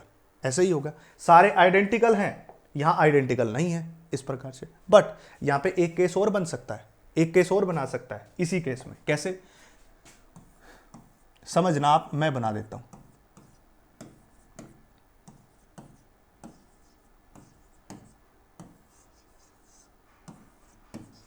ये बना दिया। फर्क समझे हो तो देखो क्या फर्क है दोनों डायग्राम में। यहां पे तो ये पॉजिटिव नेगेटिव, इसका नेगेटिव इसके पॉजिटिव से, बट वहां पे मैंने क्या किया, उल्टा कर दिया, ये नेगेटिव और नेगेटिव मिला दिए ऐसे। जब ऐसा हो जाए तो जो टोटल ईएमएफ होगी वो कितनी हो जाएगी, that is E1 minus E2। बस ईएमएफ के साथ, रेजिस्टेंस के साथ कोई चेंज नहीं होगा, वो हमेशा R1 प्लस R2 ही रहेगा। याद रखना ये बात, जब सेल को रिवर्स कर दिया जाए तो जिस सेल को रिवर्स किया है उसकी ईएमएफ माइनस हो जाती है। यहां सेल रिवर्स नहीं था, तो यहां प्लस। अब जब भी न्यूमेरिकल करो तो आपको कब पता चलेगा कि रिवर्स है, अगर एक की पॉजिटिव दूसरे के नेगेटिव से कनेक्ट है तो इसका मतलब कॉम्बिनेशन सही है, सही डायरेक्शन में जा रहा है। अगर नेगेटिव नेगेटिव प्लेट कहीं जुड़ी मिल जाए, पॉजिटिव पॉजिटिव प्लेट कहीं जुड़ी मिल जाए, तो वहां समझ जाओ कि सिचुएशन रिवर्स है। जैसे यहां पे इसका नेगेटिव अगली के पॉजिटिव से, इसका नेगेटिव अगली के पॉजिटिव से होता, उसका नेगेटिव अगली के पॉजिटिव से होता, तो बिल्कुल केस सही है। हाँ, अगर इसका उल्टा कर दिया, देखो ये नेगेटिव और ये नेगेटिव कनेक्ट हो गया तो ये हो गया उल्टा, तो इसका मतलब यहां क्या लगेगा, माइनस लगेगा। ठीक है, ये रिवर्सल होता है जब रिवर्स कर दिया जाए। तो रिवर्स केस हो तो ऐसा, और सिंपल केस हो तो ऐसे। सारी सिचुएशंस को मैं एक साथ कंसीडर करने की कोशिश कर रहा हूं ताकि आपको कोई प्रॉब्लम क्रिएट ना हो, ये मेरी कोशिश रहती है, इसलिए मैं सारी बातें आपको 1 बाय 1 करके बता रहा हूं। तो टोटल ईएमएफ, टोटल रेजिस्टेंस इस प्रकार से होगा। हां, अगर अब यहां पे 3 सेल होते तो क्या करते, बस V1 plus V2 plus V3, और यहां V3 की वैल्यू E2 माइनस IR2, सभी की वैल्यू रखते E1 plus E2 plus E3 अलग, माइनस I कॉमन लेके R1 plus R2 plus R3। यहां फार्मूला बनता E1 plus E2 plus E3, R1 plus R2 plus R3। 3 लो, 4 लो, 5 लो, 7 लो, 10 लो, किसी के लिए सोल्व करो, ऐसे ही सोल्व होगा। तो ये था आइडेंटिकल सेल्स और अनआइडेंटिकल सेल का कॉम्बिनेशन, सीरीज कॉम्बिनेशन। अब इसके बाद हम करेंगे इन्हीं का पैरेलल कॉम्बिनेशन। ठीक है, दूसरा करेंगे हम पैरेलल कॉम्बिनेशन।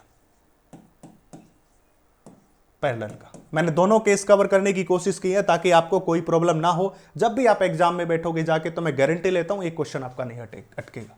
पैरेलल कॉम्बिनेशन में मान लिया पहला सेल, दूसरा सेल,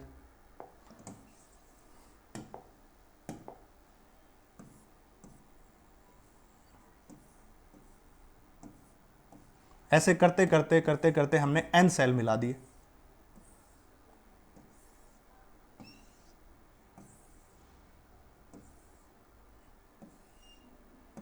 इस प्रकार प्रत्येक की ईएमएफ ई, क्योंकि आइडेंटिकल है ना, अभी आइडेंटिकल का केस ले रहे, तो आइडेंटिकल में सभी की ईएमएफ एक जैसी लेनी है, और प्रत्येक का इंटरनल रेजिस्टेंस क्या है, R के बराबर है।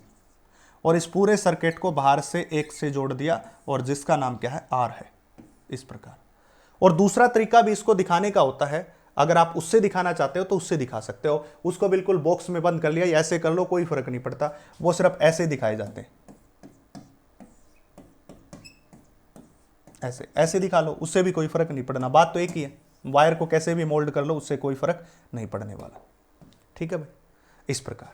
अब ये सारे के सारे पैरेलल में हैं, और जब रजिस्टर पैरेलल में लगे होते हैं तो उनका ईएमएफ सेम रहता है। तो चाहे आप कितने भी सेल्स लगाओ, सभी का ईएमएफ सेम रहेगा। तो टोटल जो ईएमएफ है, फार्मूला वही, I इज इक्वल टू में total EMF, that is total EMF divided bye my total resistance, formula वही है। अब टोटल ईएमएफ पैरेलल में है तो किसके बराबर होगी, E के बराबर, क्योंकि सभी की ईएमएफ पैरेलल में सेम रहती है, तो कितने भी पैरेलल में जोड़ते रहो सभी की ईएमएफ E के बराबर ही रहेगी। यानी कि अगर आपको कोई ऐसा सर्किट दे दिया जाए उसमें कहे कि सभी की ईएमएफ सेम रहनी चाहिए, तो आप क्या करोगे, पैरेलल में जोड़ोगे। अगर आपको कह दिया जाए सभी की ईएमएफ मिला के बढ़नी चाहिए, तो आप क्या करोगे, सीरीज में जोड़ दोगे, सभी मिलकर बढ़ जाएंगी। पर यहां पे हमने इसको किस में जोड़ा, पैरेलल में, तो पैरेलल में सभी की ईएमएफ क्या रहती है, सेम, क्योंकि पैरेलल कॉम्बिनेशन में वोल्टेज सेम और करंट क्या होता है, डिवाइड होता है, इस प्रकार। अब टोटल रेजिस्टेंस पैरेलल में करेंगे तो कितना होगा, 1/RP 1/R प्लस में 1/R। देखो पहले का 1/R, दूसरे का 1/R, तीसरे का भी 1/R, ऐसे करते करते जो n नंबर तक ले रखे हैं उसका भी कितना, दैट इज m/R। ये पहला, ये दूसरा, तीसरा, चौथा, और ये कितना, mth है, तो m/R। तो टोटल जो ईएमएफ है वो किसका हो जाएगा, m/R के बराबर, क्योंकि अब की बार हमने m नंबर ऑफ सीरीज जो पैरेलल कॉम्बिनेशन लिया। तो टोटल अगर हम पैरेलल रेजिस्टेंस की बात करें तो वो कितना हो जाएगा, दैट इज R/M। इसको उल्टा किया तो ये भी तो उल्टा होगा, R/M। इस प्रकार टोटल रेजिस्टेंस निकालना चाहें तो कितना होगा, दैट इज R/M। और इसके सीरीज में कौन है, कैपिटल R। इस पूरे सर्किट के सीरीज में कौन है, कैपिटल R है। अब एक आध बच्चा जो थोड़ा सा कम ध्यान देता है, कई बार होता है किसी बच्चे को कम समझ आ रहा हो, मैं समझाता हूं उसको दोबारा से समझिए। जब भी आप पैरेलल कॉम्बिनेशन करते हो तो सभी का ईएमएफ रहता है सेम, चाहे आप उसको 1 जोड़ो, चाहे 10 जोड़ो, चाहे 50, चाहे 100, उसका ईएमएफ ई के बराबर ही रहेगा, उतना ही रहेगा। तो एक है ई के बराबर, ये हो गया। अब बात करते हैं दूसरी, टोटल रेजिस्टेंस। पैरेलल में रजिस्टर ऐड होते, 10वीं क्लास में पढ़ के आए थे, 1/R1 plus 1/R2 plus 1/R3। तो मैंने कर दिया पहले का, दूसरे का, तीसरे का और mth का, M/R, दैट इज M/R। अगर हमने RP निकालना तो इसको उल्टा कर दो, R/M। इस पूरे सर्किट के सीरीज में कैपिटल R है, तो हम यहां पे क्या लिखेंगे, R/M प्लस में R। यहां पे क्या किया, M को ले लिया कॉमन, ये हो जाएगा R प्लस में M इंटू R। M को कॉमन लिया तो M ऊपर जाएगा। अब निकालेंगे करंट, तो टोटल ईएमएफ कितनी है, E के बराबर है, क्योंकि पैरेलल में ईएमएफ सेम रहती है। और ये total that is R plus में M इंटू R, और ऊपर कौन जाएगा, M जाएगा। ये आ गया। तो ये आ गया हमारे पास करंट का फार्मूला, किसमें, पैरेलल में। अब इसके भी दो केस बनते हैं, इसके भी दो केस बनते हैं, वो केस बनवा देता हूं। That is I is equal to में M into E divided by में M R प्लस में स्मॉल r। पहला केस, अगर कैपिटल R की value greater greater greater than R से ले ली, यानी कि ये R बड़ा, ये R छोटा, तो छोटे वाले R को नेग्लेक्ट कर दो। नेग्लेक्ट कर दिया तो करंट कितना मिला, that is M into E बटे में M इंटू R। तो ये कैंसिल आउट, किसके बराबर मिला, E बाय R के बराबर। मतलब हमने 20, 25, 30, 50, 200, 1000, 2000 सेल जोड़ दिए, पर करंट कितने के बराबर मिला, एक सेल के बराबर। हमने खर्चा कर दिया हजारों सेल का और करंट मिला एक सेल के बराबर, तो बेकार कॉम्बिनेशन है, पुअर कॉम्बिनेशन है। इसका दूसरा सिचुएशन देखते हैं, जब इस R की value less less less than है तो करंट कितना होगा, दैट इज M इंटू में E बटे में। अब की बार इसको नेग्लेक्ट करो क्योंकि ये छोटा है, बटे में R। तो ये क्या हो गया, M गुणा में E बाय में R। हमने M सेल जोड़े, करंट भी M सेल के बराबर मिला, तो हमारा फायदा हो गया। हमें तो ज्यादा करंट चाहिए ना, तो ज्यादा करंट चाहिए, तो पैरेलल कॉम्बिनेशन में गुड ये है। तो याद रखना भाई, पैरेलल कॉम्बिनेशन में गुड ये है। तो दो बातें बताई, जब आप पैरेलल कॉम्बिनेशन कहीं सेल्स का लगाते हो और पैरेलल कॉम्बिनेशन वहां लगाया जाता है जहां ज्यादा करंट की आवश्यकता होती है, तो उसके लिए होगा क्या, आपको स्मॉल रेजिस्टेंस है वो बड़े करने पड़ेंगे और छोटे जो बाहर का रेजिस्टेंस है वो छोटा करना पड़ेगा। क्योंकि अगर गलती से एक्सटर्नल रेजिस्टेंस को बड़ा कर दिया तो आपका करंट एक सेल के बराबर मिलेगा। तो इसलिए पैरेलल के केस में स्मॉल रेजिस्टेंस बड़ा होना चाहिए और सीरीज के केस में जो है एक्सटर्नल रेजिस्टेंस बड़ा होना चाहिए। उल्टा है दोनों केस में। और मैं बता दूं, इस पे क्वेश्चन आया हुआ है, इस पे क्वेश्चन पूछा गया है। क्वेश्चन पूछ लेता है कि सीरीज कॉम्बिनेशन जब सेल्स का हो तो कौन सा रेजिस्टेंस बड़ा हो, एक्सटर्नल या इंटरनल, तो आपको कहना एक्सटर्नल। और जब पैरेलल कॉम्बिनेशन होता है तो उसमें कौन सा बड़ा होना चाहिए, इंटरनल बड़ा होना चाहिए, तब वो बेस्ट रहेगा। इसलिए आपसे ऐसे ऐसे क्वेश्चन बार बार आपसे पूछे जाएंगे और उन क्वेश्चंस का जवाब देने के लिए आपको एमएस पथेरिया चैनल को ओबे करना होगा, फॉलो करना होगा और कंप्लीट सीरीज के साथ बने रहना होगा। ठीक है, अब अनआइडेंटिकल सेल की बात करते हैं। अभी तो आइडेंटिकल लिए, तो हम अनआइडेंटिकल की बात करेंगे। ठीक है, अनआइडेंटिकल, आइडेंटिकल के बाद कौन से पे चल रहे हैं हम, अनआइडेंटिकल पे। देखिए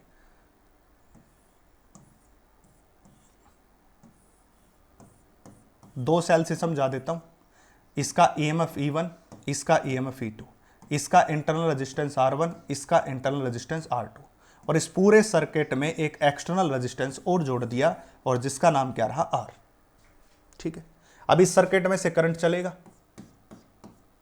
ये चला। अब सर्किट में से करंट चला तो यहां से दो रास्ते मिले, इसमें से करंट गया I1 और इसमें से करंट गया I2। यहां आके यहां कौन आया, I1, यहां कौन पहुंचा, I2, फिर से मिलके क्या बना दिया, I मिला दिया। अब हमें कौन पकड़ना है, जो डिवाइड हो रहा है। जैसे जब हमने अनआइडेंटिकल सेल पीछे किए थे तो हमने कौन पकड़ा था, अनआइडेंटिकल सेल जब पीछे किए थे तो हमने कौन पकड़ा था, जो डिवाइड हो रहा। वहां वोल्टेज डिवाइड हो रही थी, इसलिए किसको पकड़ लिया था, वोल्टेज को। अब जब पैरेलल कॉम्बिनेशन होता है तो पैरेलल कॉम्बिनेशन में बता चुका हूं कि वोल्टेज सेम रहती है, ईएमएफ सेम रहता है, पर करंट क्या होता है, डिवाइड होता है। तो हमने यहां करंट को पकड़ लिया।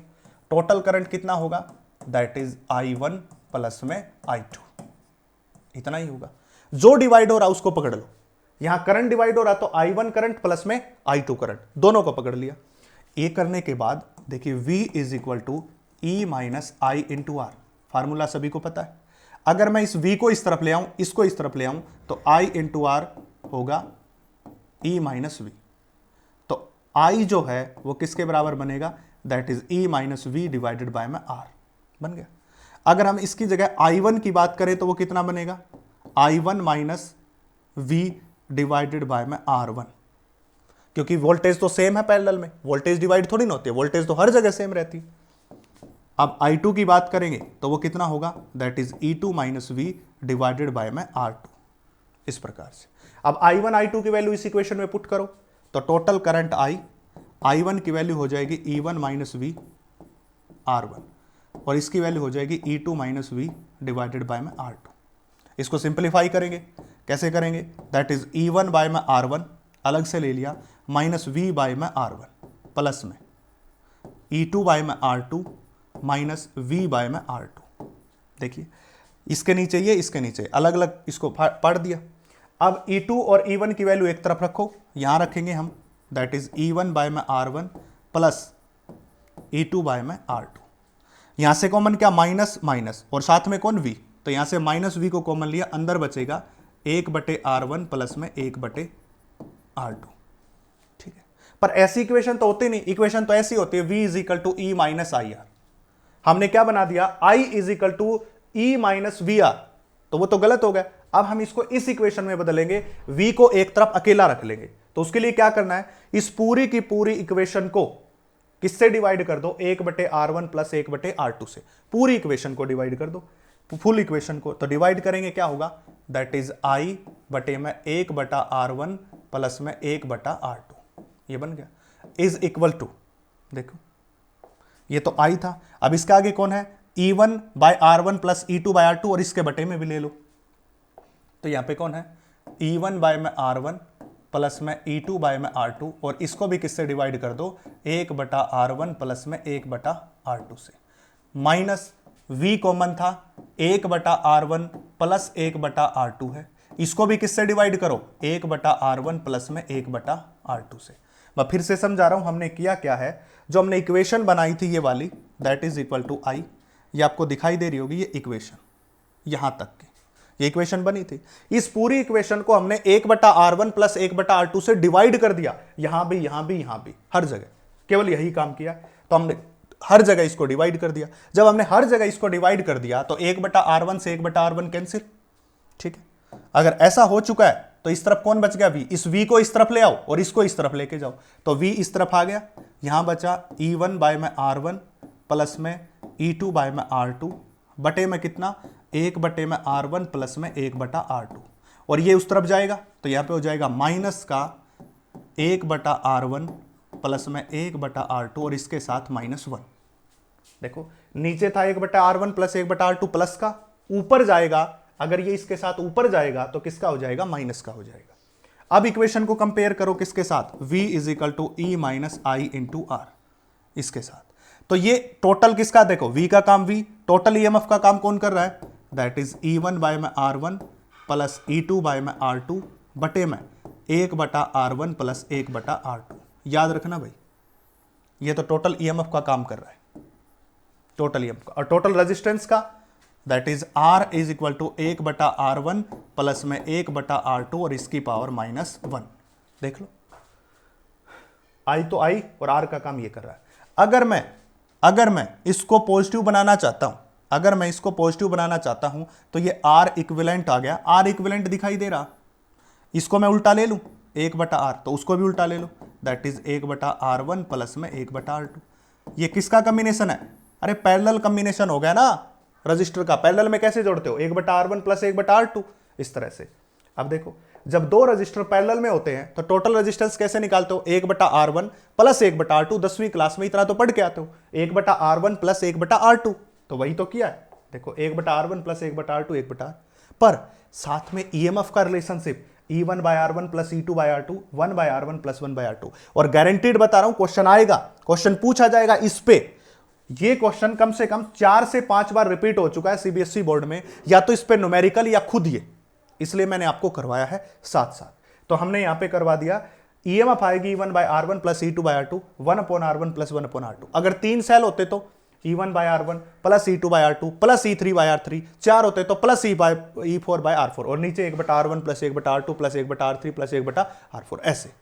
इसके साथ साथ अगर एक सेल को रिवर्स कर दिया जाए, यानी कि ये पॉजिटिव पॉजिटिव से नेगेटिव नेगेटिव से कनेक्ट है, अगर मैं इसका उल्टा कर दूं, इसको नेगेटिव के पॉजिटिव से और पॉजिटिव से नेगेटिव को कनेक्ट कर दूं, यानी कि रिवर्स कर दूं, पोलैरिटी को उल्टा कर दूं, अगर पोलैरिटी को उल्टा कर दिया गया तो यहां पे माइनस साइन आ जाएगा, इसमें नीचे नहीं आएगा, ना रजिस्टर के साथ आएगा। रजिस्टर में प्लस माइनस नहीं आता, केवल ईएमएफ में आएगा, यह भी याद रखना। केवल और केवल जब आप सेल्स को रिवर्स करोगे तो ओनली केवल और केवल ईएमएफ में चेंज होगा, रजिस्टर में कोई चेंज नहीं होगा। इसलिए मैं आपको बार बार कह रहा हूं कि कंप्लीट लेक्चर को ध्यान से देखिए, आपके सारे डाउट्स यहां पे क्लियर हो जाएंगे। तो ये पूरा का पूरा प्रकरण था, इसके स्क्रीनशॉट ले लीजिए, पीछे बैक करके पूरे के पूरे को उतार लीजिए। अब हम बात करेंगे इसके न्यूमेरिकल सेक्शन की।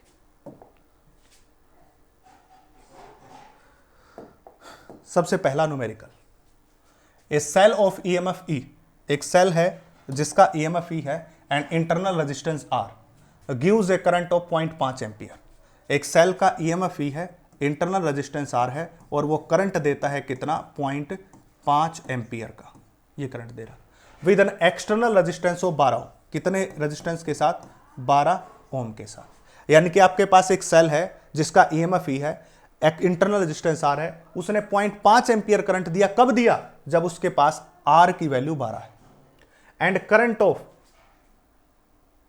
25 ओम कैलकुलेट। अब यहां पे नहीं दे रखा भाई, यहां पे आएगा 0.25, यहां पे रह गया 0.25 एम्पियर। अगर करंट 0.25 एम्पियर हो और रेजिस्टेंस कितना हो, 25 ओम के बराबर, इंटरनल रेजिस्टेंस और ईएमएफ ऑफ सेल बताना। इन्होंने दो केस दे दिए, यहां पे रह गया क्वेश्चन में टाइप करना, दो केस दे दिए। पहला केस में बोल दिया कि एक सर्किट का ईएमएफ ही आर इंटरनल रेजिस्टेंस, करंट 0.5 और रेजिस्टेंस 12। अगर उसका करंट 0.25 एम्पियर हो जाए और उसमें रेजिस्टेंस 25 ओम हो जाए तो उसका ईएमएफ और आर क्या होगा, सेम सेल है तो same internal resistance same EMF, condition अलग अलग दे दी। अब देखो, आपको पता होना चाहिए that is V is equal to E minus I into R के बराबर, ये रिलेशन होता है। और दूसरा रिलेशन क्या होता है वो भी बता देता हूं। अगर आपने यहां पे टोटल करंट निकालना है तो वो किसके बराबर होगा, that is EMF divided by में आर प्लस में आर, इतना ही होगा। कहोगे सर कैसे, समझा दीजिए। आपके पास एक सेल है, इसके साथ इसका इंटरनल रेजिस्टेंस है, और एक क्या जोड़ दिया, एक्सटर्नल रेजिस्टेंस। इस सेल का ईएमएफ क्या है, ई के बराबर है, तो टोटल रेजिस्टेंस कितना हो गया, आर प्लस में आर, यही तो बैटरी से जोड़ रखा है, और टोटल ईएमएफ कितनी होगी, ई के बराबर। तो ऐसा ही तो किया है, तो total EMF E, total resistance R plus R. Simple सा केस है ओम्स लॉ का। पहले केस में करंट कितना है, 0.5 एम्पियर, ईएमएफ की वैल्यू निकालनी है, डिवाइडेड बाय ये रेजिस्टेंस कितना है 12, और स्मॉल रेजिस्टेंस निकालना है, that is equation number 1।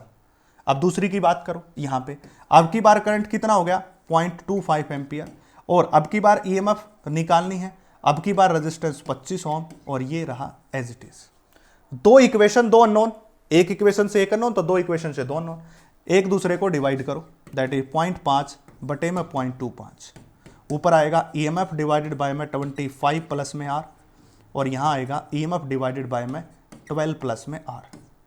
EMF से ईएमएफ कैंसिल, इससे कैंसिल आउट करोगे तो 2, इसको इस तरफ लो तो ये कितना हो जाएगा 50 प्लस में 2R।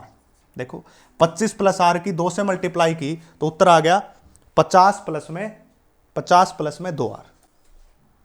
ठीक है, 50 प्लस 2R, देखिए 25 गुणा 2 50 और R 2R। यहां पे क्या बच गया, ये ईएमएफ से ईएमएफ तो कैंसिल, 12 प्लस आर, क्योंकि यहां एक ही बचा, इज इक्वल टू में 12 प्लस में R। ठीक है, अब सोल्व करेंगे इसके लिए, तो ये इस तरफ आएगा, ये इस तरफ जाएगा, तो कितना हो जाएगा, that is R is equal to 50 में से 12 गया, कितना बचा 38 हो। ठीक है, इतना आ गया, नेगेटिव में आ रहा, कहीं मिस्टेक तो नहीं कर, देखो भाई यहीं पे मिस्टेक हो गई। 0.5 is E by 12 plus R, 0.5 is E by 25 plus R, नहीं 12 प्लस आर, ये देखो ये लिख रखा, और ये क्या आएगा 0.25 E divided by 25 plus are. तो यहाँ मिस्टेक हो चुकी है और उसके बाद हमारा जो क्वेश्चन का आंसर है वो गलत बन गया। तो देखिए दोबारा से ध्यान से लिखते हैं, 0.5 इज इक्वल टू में ई भाग में कितना 12 प्लस में आर, बटे में कितना करेंगे 0.25, और यहाँ क्या होगा ई डिवाइडेड बाय में 25 प्लस में आर। तो ये ई से ई कैंसिल, इससे कैंसिल आउट करोगे तो 2, ये करोगे तो 12 दूनी 24, दैट इज 24 प्लस में 2 आर। इस तरफ करोगे तो 25 इंटू 1, तो ये कितना हो जाएगा दैट इज 25 प्लस में आर। ये इस तरफ जाएगा, ये इस तरफ, तो 2 आर में से आर घटा दो और 25 में से 24 घटाओगे 1, तो आर की वैल्यू कितनी आ गई 1 ओम आ गई। ठीक है, आर की वैल्यू कितनी आ गई 1 ओम। अब आर की वैल्यू इस इक्वेशन में 1 ओम रखो, चाहे इस इक्वेशन में 1 ओम रखो और निकाल लो ई की वैल्यू। यहां आर 1 रखो तो 12 प्लस 1 13, 13 गुणा 0.5 इज इक्वल टू में ई, तो कितना आ गया 13 गुणा 0.5 6.5 वोल्ट, इतना आ जाएगा। तो जस्ट वैल्यू रखनी है। तो आपको ये इजी हो जाएगा अगर आपको डायग्राम पता, आपको डायग्राम पता होना चाहिए। डायग्राम कैसे पता किया, ईएमएफ आर और आर ये जोड़ रखा था, तो आपको तुरंत पता चल गया। अगर आप किसी सर्किट में करंट निकालना चाहते हो तो अभी अभी सिखाया है ईएमएफ डिवाइडेड बाय में टोटल रेजिस्टेंस, ईएमएफ ही total resistance R plus R. एक बार इसके लिए लिख दो, एक बार इसके लिए लिख दो, दोनों को इक्वेट कर दो या डिवाइड कर दो, जैसे भी करना करो और आंसर निकाल लो। अगला क्वेश्चन, मेरी कोशिश ये रहेगी कि मैं वो सारे क्वेश्चंस कवर कर दूं जो आपको प्रॉब्लम क्रिएट करते हैं और सारी बातें साथ साथ कवर कर रहा हूं। The potential difference across the terminal of cell, potential difference across the terminal of cell were measured against a different current flowing through a cell. अब देखिए एक सेल के लिए, और मैंने आपको सेल के लिए डायग्राम भी ड्रॉ करवाया था, याद हो तो देखिए मैंने डायग्राम ड्रॉ करवाया था सेल के लिए वी और आई के बीच, कुछ ऐसा V इज इक्वल टू में E minus I into R, और लिखा था स्ट्रेट लाइन इक्वेशन। तो वही तो ग्राफ है ये, सेम वही से तो मैंने कहा था कि उन ग्राफ्स पे क्वेश्चन आते हैं, इसलिए मैंने आपको वो सारे ग्राफ्स ऑलरेडी करवा चुका हूं। ठीक है, from the graph EMF of the cell, पहली बात तो क्या बतानी है ईएमएफ ऑफ द सेल। अब आपको पता होना चाहिए कि जो मैक्सिमम पोटेंशियल डिफरेंस है वही किसके बराबर होता है, ईएमएफ। लिखवाई थी बात कि मैक्सिमम पोटेंशियल डिफरेंस किसके बराबर होता है, ईएमएफ के बराबर होता है, ये बात बताई थी मैंने।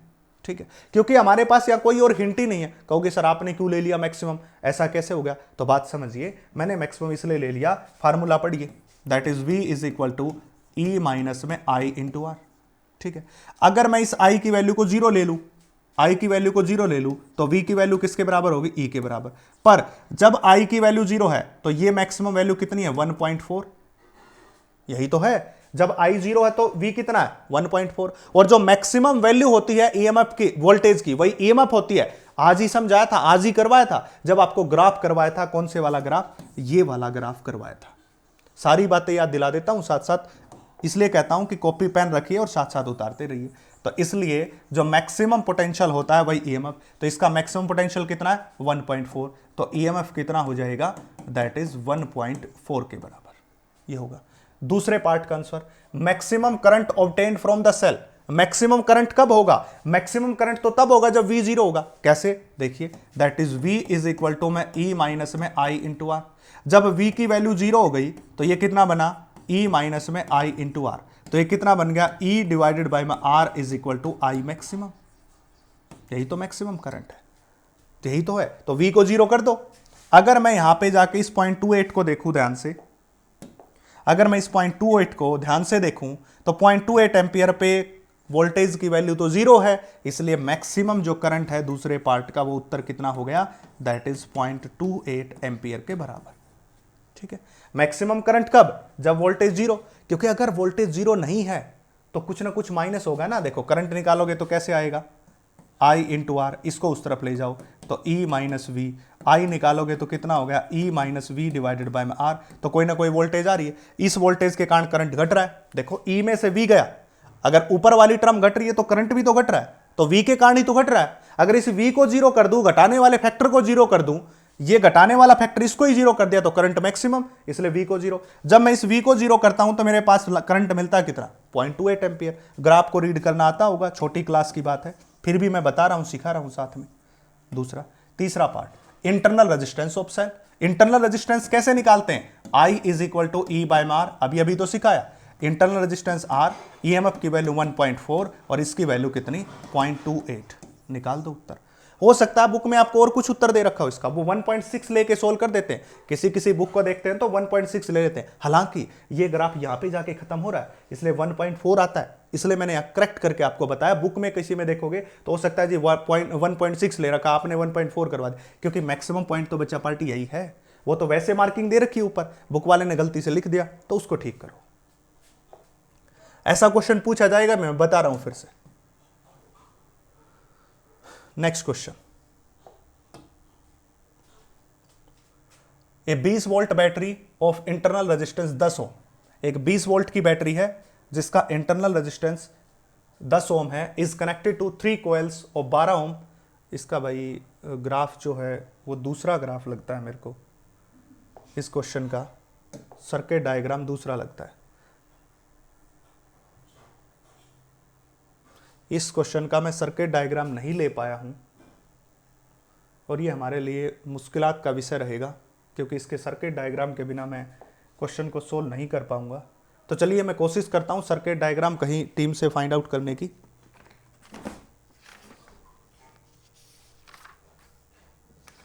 इसका कुछ सर्किट डायग्राम अगर मैं देखूं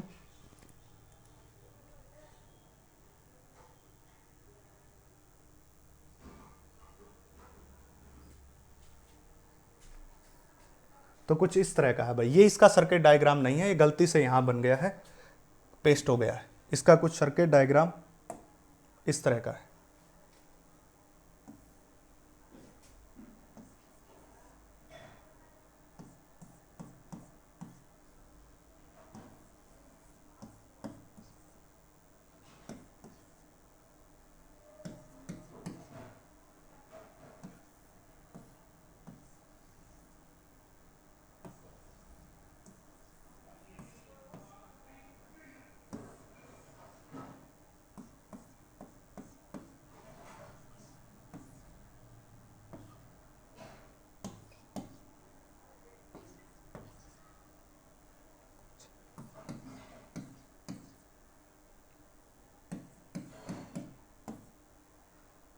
ये सर्किट डायग्राम है भाई इसका, ये सर्किट डायग्राम ये नहीं है भाई, ठीक है। ये अगले क्वेश्चन का था, डबल पेस्ट हो गया। 20 volt battery of internal resistance, आपके सामने जो है 20 वोल्ट की बैटरी ये रही, इंटरनल रेजिस्टेंस 10 ओम है। जो 20 वोल्ट की बैटरी है उसका जो इंटरनल रेजिस्टेंस है वो कितना है 10 ओम के बराबर है, ठीक है। Is connected to 3 coils of 12 ohm, 6 ohm है 4 ओम, 3 कॉइल, एक 12 की, एक 6 की, एक 4 की, ऐसे कनेक्टेड है। EMF 8 volt and R 2 ohm, EMF 8 volt और इसका आर जो है वो 2 ओम के बराबर है। ईएमएफ 8 वोल्ट और इसका जो है 2 ओम है। ये इंटरनल रेजिस्टेंस 1 ओम का भाई, ये इंटरनल रेजिस्टेंस 1 ओम का, ये रहा देखो 1 ओम का है, ये लगा हुआ इस प्रकार, ठीक है। और ये है 8 वोल्ट की बैटरी, 2 ओम का resistance. As shown, calculate the current in each resistor and terminal potential difference across the battery. Battery के अक्रॉस तो टर्मिनल पोटेंशियल डिफरेंस बताना है और प्रत्येक के थ्रू करंट बताना है। 2 बातें बतानी है। अब एक बात सोचिए, पूरे सर्किट में 2 ओम का रेजिस्टेंस, 5 ओम का रेजिस्टेंस, 1 ओम का रेजिस्टेंस। अब आपको रेजिस्टेंस गिनते हुए इंटरनल और एक्सटर्नल में कोई फर्क नहीं करना, क्योंकि रेजिस्टेंस तो रेजिस्टेंस है, चाहे वो इंटरनल है चाहे एक्सटर्नल है। जैसे जुड़ेंगे सारे एक साथ, एक ही जो है लकड़ी से आंको, सभी को एक मानो, अलग अलग मानने की जरूरत नहीं है। अब ये तीनों के तीनों किसमें, पैरेलल में, पर ये तीनों पैरेलल किसमें, सीरीज में। अगर मैं इन तीनों का एक बना दूं, बनाइए, दैट इज 1/12 प्लस में 1/6 प्लस में 1/4, इसको एक बना दो। सभी रेजिस्टेंस को मिला के इसका एलसीएम लेके इनका एक बना दो। जब इनका सभी का एलसीएम लेके सोल्व करोगे तो 12 6 72, 18 4 72, 1/2, यानी कि इसका रेजिस्टेंस आ जाएगा 1/2 और इस पूरे कॉम्बिनेशन का कितना हो गया 2 ओम का रेजिस्टेंस। सोल्व कर लेना, 2 ओम का रेजिस्टेंस आएगा। टाइम ज्यादा मैंने लेते हुए मैंने डायरेक्ट सोल्व कर दिया, आप इसको एलसीएम लेके सोल्व कर सकते हो। और किसी को एलसीएम में प्रॉब्लम आए तो आप ऐसे किया करो, इन 2 का लेके सोल्व करो और दूसरे में ऐड कर दो। तीनों का एक साथ लेने की जरूरत नहीं है, पजल होने की जरूरत नहीं, पहले 2 का कर दो, 2 का करने के बाद फिर तीसरा कर दो, फिर तीसरा कर लो, ऐसे भी कर सकते हो। अब देखिए 2 ओम का रेजिस्टेंस ये, 5 का ये, 1 का ये और 2 का ये, सारे के सारे किसमें हो गए, सीरीज में। देखो पूरा का पूरा सर्किट किसमें हो गया, सीरीज में। तो सीरीज में करंट मेजर करने के लिए कैसे करेंगे, I = V/R। तो टोटल ईएमएफ बाय में R, total EMF divided by में आर। तो टोटल आर कितना है, 2 ओम का ये, 5 का ये 7, 1 ये 8, 2 ये 10, तो टोटल रेजिस्टेंस कितना हो गया, 10 ओम का हो गया। अब बात करनी है ईएमएफ की। ईएमएफ की जब बात करेंगे तो 20 वोल्ट का ये है और 8 वोल्ट का ये है, पर एक खास बात है कि ये इसका नेगेटिव इसके नेगेटिव से जुड़ा है, इसका पॉजिटिव इसके पॉजिटिव से जुड़ा है। और आपको याद रखना है, जब नेगेटिव नेगेटिव से और पॉजिटिव पॉजिटिव से जुड़ा है तो किसका केस है, ये केस है चार्जिंग का। और चार्जिंग का केस होने के कारण पोलैरिटी भी रिवर्स है। मैंने क्या कहा था, जब कॉम्बिनेशन सीरीज में हो तो एक प्लेट पॉजिटिव दूसरे के नेगेटिव से, दूसरे की पॉजिटिव तीसरे के नेगेटिव से, तीसरे की नेगेटिव अगले के पॉजिटिव से, ऐसे सीरीज में जुड़ी होनी चाहिए। जब ऐसे सीरीज में है ही नहीं है तो एक प्लस का और दूसरा किसका, माइनस का, तो कितना हो जाएगा, दैट इज 20 माइनस 8, तो कितना हो गया 12/10। तो कितना करंट आ गया, 1.2 एम्पियर। तो यहां से कितना करंट आया, 1.2 एम्पियर। यहां पे कितना करंट है, 1.2 एम्पियर। यहां पे कितना, 1.2 एम्पियर। तो इसके थ्रू भी 1.2, इसके थ्रू भी 1.2, इसके थ्रू भी 1.2 एम्पियर, और इस पूरे के थ्रू भी 1.2 एम्पियर। समझ आ गई? इतना ध्यान से समझे। हमने क्या कहा, अब ये बात लिख ले, किसी को नहीं पता। जब सीरीज कॉम्बिनेशन होता है तो आपको क्या याद रखना है कि पॉजिटिव प्लेट एक बैटरी की, नेगेटिव प्लेट दूसरी बैटरी की, फिर उसकी नेगेटिव अगले के पॉजिटिव से, उसकी नेगेटिव अगले के पॉजिटिव से, ऐसे कनेक्शन है तो सभी के सभी ईएमएफ को जोड़ दो। अगर नेगेटिव नेगेटिव पॉजिटिव पॉजिटिव से जुड़ा हुआ है सीरीज में तो घटा दो बड़े में से छोटा, 20 माइनस 8। हां, अगर कॉम्बिनेशन पैरेलल है, लिख लें, अगर कॉम्बिनेशन पैरेलल है तो सभी की पॉजिटिव प्लेट एक एंड से और सभी की नेगेटिव प्लेट एक एंड से, बट पैरेलल कॉम्बिनेशन में सभी की ईएमएफ भी सेम रहती है, वहां पे वैसे ही प्रॉब्लम नहीं होगी। समझा? तो सीरीज कॉम्बिनेशन जब भी करो तो एक की पॉजिटिव दूसरे के नेगेटिव से, दूसरे की अगले की पॉजिटिव अगले के नेगेटिव से, अगले की पॉजिटिव अगले के नेगेटिव से। अगर दो पॉजिटिव पॉजिटिव, दो नेगेटिव नेगेटिव जरूरी में तो रिवर्स कर दी एक बैटरी को, और रिवर्स करने के कारण माइनस होगा। अब आगे प्रत्येक रेजिस्टेंस के थ्रू पूछा है इसने करंट। अब ये पूरा का पूरा कॉम्बिनेशन जिसका रेजिस्टेंस 2 ओम था, इसका करंट कितना आ गया, 1.2 एम्पियर। अगर इसकी वोल्टेज निकालूं तो कितना होगा, I इंटू आर। आई कितना है, 1.2 है, और रेजिस्टेंस कितना है, 2, तो 12 दूनी 24, 2.4 वोल्ट आ गई। किसकी, इस तीनों की, और तीनों के तीनों पैरेलल में है, इसलिए तीनों के तीनों थ्रू 2.4 वोल्ट होगा, 2.4 वोल्ट होगा, 2.4 वोल्ट होगा, क्योंकि पैरेलल में वोल्टेज सेम। बताया था रेजिस्टेंस के केस में पैरेलल में वोल्टेज क्या रहती है, सेम रहती है। तो हमने क्या दिमाग लगाया, जब 2 ओम का रेजिस्टेंस और इसके थ्रू यहां जो करंट एंटर किया वो 1.2 एम्पियर, तो इस पूरे के पूरे को एक मान के इसकी वोल्टेज निकालो 2.4 वोल्ट। अगर इसकी वोल्टेज निकाली 2.4 तो इसके पास भी 2.4, इसके पास भी, इसके पास भी, क्योंकि पैरेलल में वोल्टेज सेम। अब करंट निकालना है, इसका करंट कैसे निकालोगे, that is V is equal to I into R, यानी कि 12 गुणा में 2.4। इसका कैसे निकालोगे, सॉरी करंट निकालना है भाई, करंट निकालना है, तो I is equal to V by R. V कितना है, V है 2.4 और ये कितना है 12, तो कैंसिल आउट करोगे तो कितना आ गया, 0.2 आ गया। इसका निकालोगे तो V कितना 2.4 और ये कितना 6, कैंसिल आउट करोगे तो 0.4 आ गया। अच्छा, इस वाले का I निकालोगे तो V 2.4 आ गया और ये आ गया 4, तो कितना 0.6। एक बार तीनों करंट को जोड़ो, 0.6 प्लस 0.4 कितना आ गया 1, और 1 में पॉइंट जोड़ोगे तो 1.2 एम्पियर, वही तो एंटर किया था यहां से। ठीक है, फिर से समझा रहा हूं। सबसे पहले हम पूरा रेजिस्टेंस निकाल ले, पूरा रेजिस्टेंस आ गया 10 ओम। फिर देखेंगे हम बैटरी को, बैटरी ऐसे कनेक्ट है सीरीज में, एक का पॉजिटिव दूसरे के नेगेटिव से, तो सही कॉम्बिनेशन सभी बैटरी की ईएमएफ को जोड़ दो। अगर रिवर्स है, जैसे यहां एक का नेगेटिव नेगेटिव से, पॉजिटिव का पॉजिटिव से, तो बड़े वाली बैटरी में से छोटे वाली बैटरी की ईएमएफ को घटा दो, तो 20 माइनस 8। ये तरीके बता रहा हूं सोल्व करने के क्वेश्चन, याद रखना। तो 12/10 1.2 एम्पियर करंट आ गया। 1.2 एम्पियर पूरे सर्किट में करंट है, तो इस पूरे तीनों के थ्रू भी तो 1.2 एम्पियर होगा। तो 2 ओम रेजिस्टेंस 1.2 ओम, तो वोल्टेज निकाल लो, that is I into R 2.4। Parallel में वोल्टेज सेम, तो इसके थ्रू और इसके थ्रू भी। ये होगा पहला पार्ट। दूसरा है टर्मिनल पोटेंशियल डिफरेंस। अब जब नेगेटिव नेगेटिव पॉजिटिव पॉजिटिव से कनेक्ट होता है तो केस होता है चार्जिंग का। ये बात भी आपको बताई थी मैंने, वहां पहचान बताई थी कि कैसे करनी है। तो इसके लिए ये तो चार्ज करने वाला और इसकी चार्जिंग होगी, जिसकी चार्जिंग होगी उसके लिए तो फार्मूला लगेगा E प्लस में I इंटू में R। E की वैल्यू कितनी है, 8 वोल्ट है। करंट कितना आया था, 1.2 एम्पियर निकाला था, और इसका इंटरनल रेजिस्टेंस कितना है 2, तो कितना आ गया वोल्टेज, 12 दूनी 24 8, 10.4।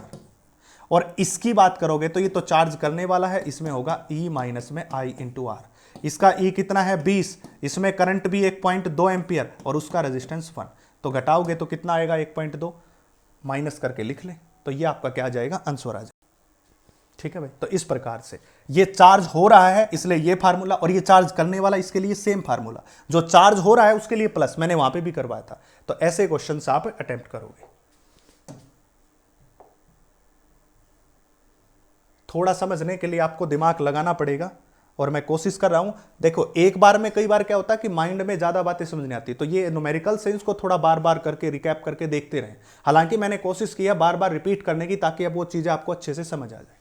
अब आगे देखो, in the given circuit as shown steady state obtain the expression for. जब स्टडी स्टेट पहुंच जाए, जब स्टडी स्टेट पहुंच जाए, इस स्टडी स्टेट से क्या दिखाना चाहता है? स्टडी स्टेट का मतलब हो गया कि इस कैपेसिटर को इस सर्किट में जुड़े हुए बहुत लंबा टाइम हो गया, और जब कैपेसिटर को किसी सर्किट में जोड़ दिया जाए तो वो ब्रांच खत्म हो जाती है, उसके थ्रू कुछ नहीं बचता, याद रखना। यानी कि जब भी आप क्वेश्चन करो और न्यूमेरिकल करते हुए रजिस्टर ऐड कर रखे और रजिस्टर के बीच में कैपेसिटर आ जाए, अब मैं जो बात कर रहा हूं उसको ध्यान रखना, वो बात काम की चीज है। जब आप न्यूमेरिकल कर रहे हो और उस न्यूमेरिकल के केस में सारे रजिस्टर हैं, सारे रजिस्टर हैं, बट एक कैपेसिटर लगा दिया जाए। कैपेसिटर के केस की बात नहीं कर रहे हम, रजिस्टर के केस की बात कर रहे हैं। सारे रजिस्टर हैं बट एक कैपेसिटर आ गया, तो उस कैपेसिटर वाली ब्रांच को उड़ा दो, उसको खत्म कर दो, उसका कोई काम नहीं है वहां पे, उसको खत्म कर दो। ठीक है, क्या बताना है? Potential drop, charge and energy stored in a capacitor, ये इस कैपेसिटर में बतानी। बट इससे पहले आपको क्या करना है? इस सर्किट को नया बनाना। ये सर्किट कुछ ऐसा बनेगा,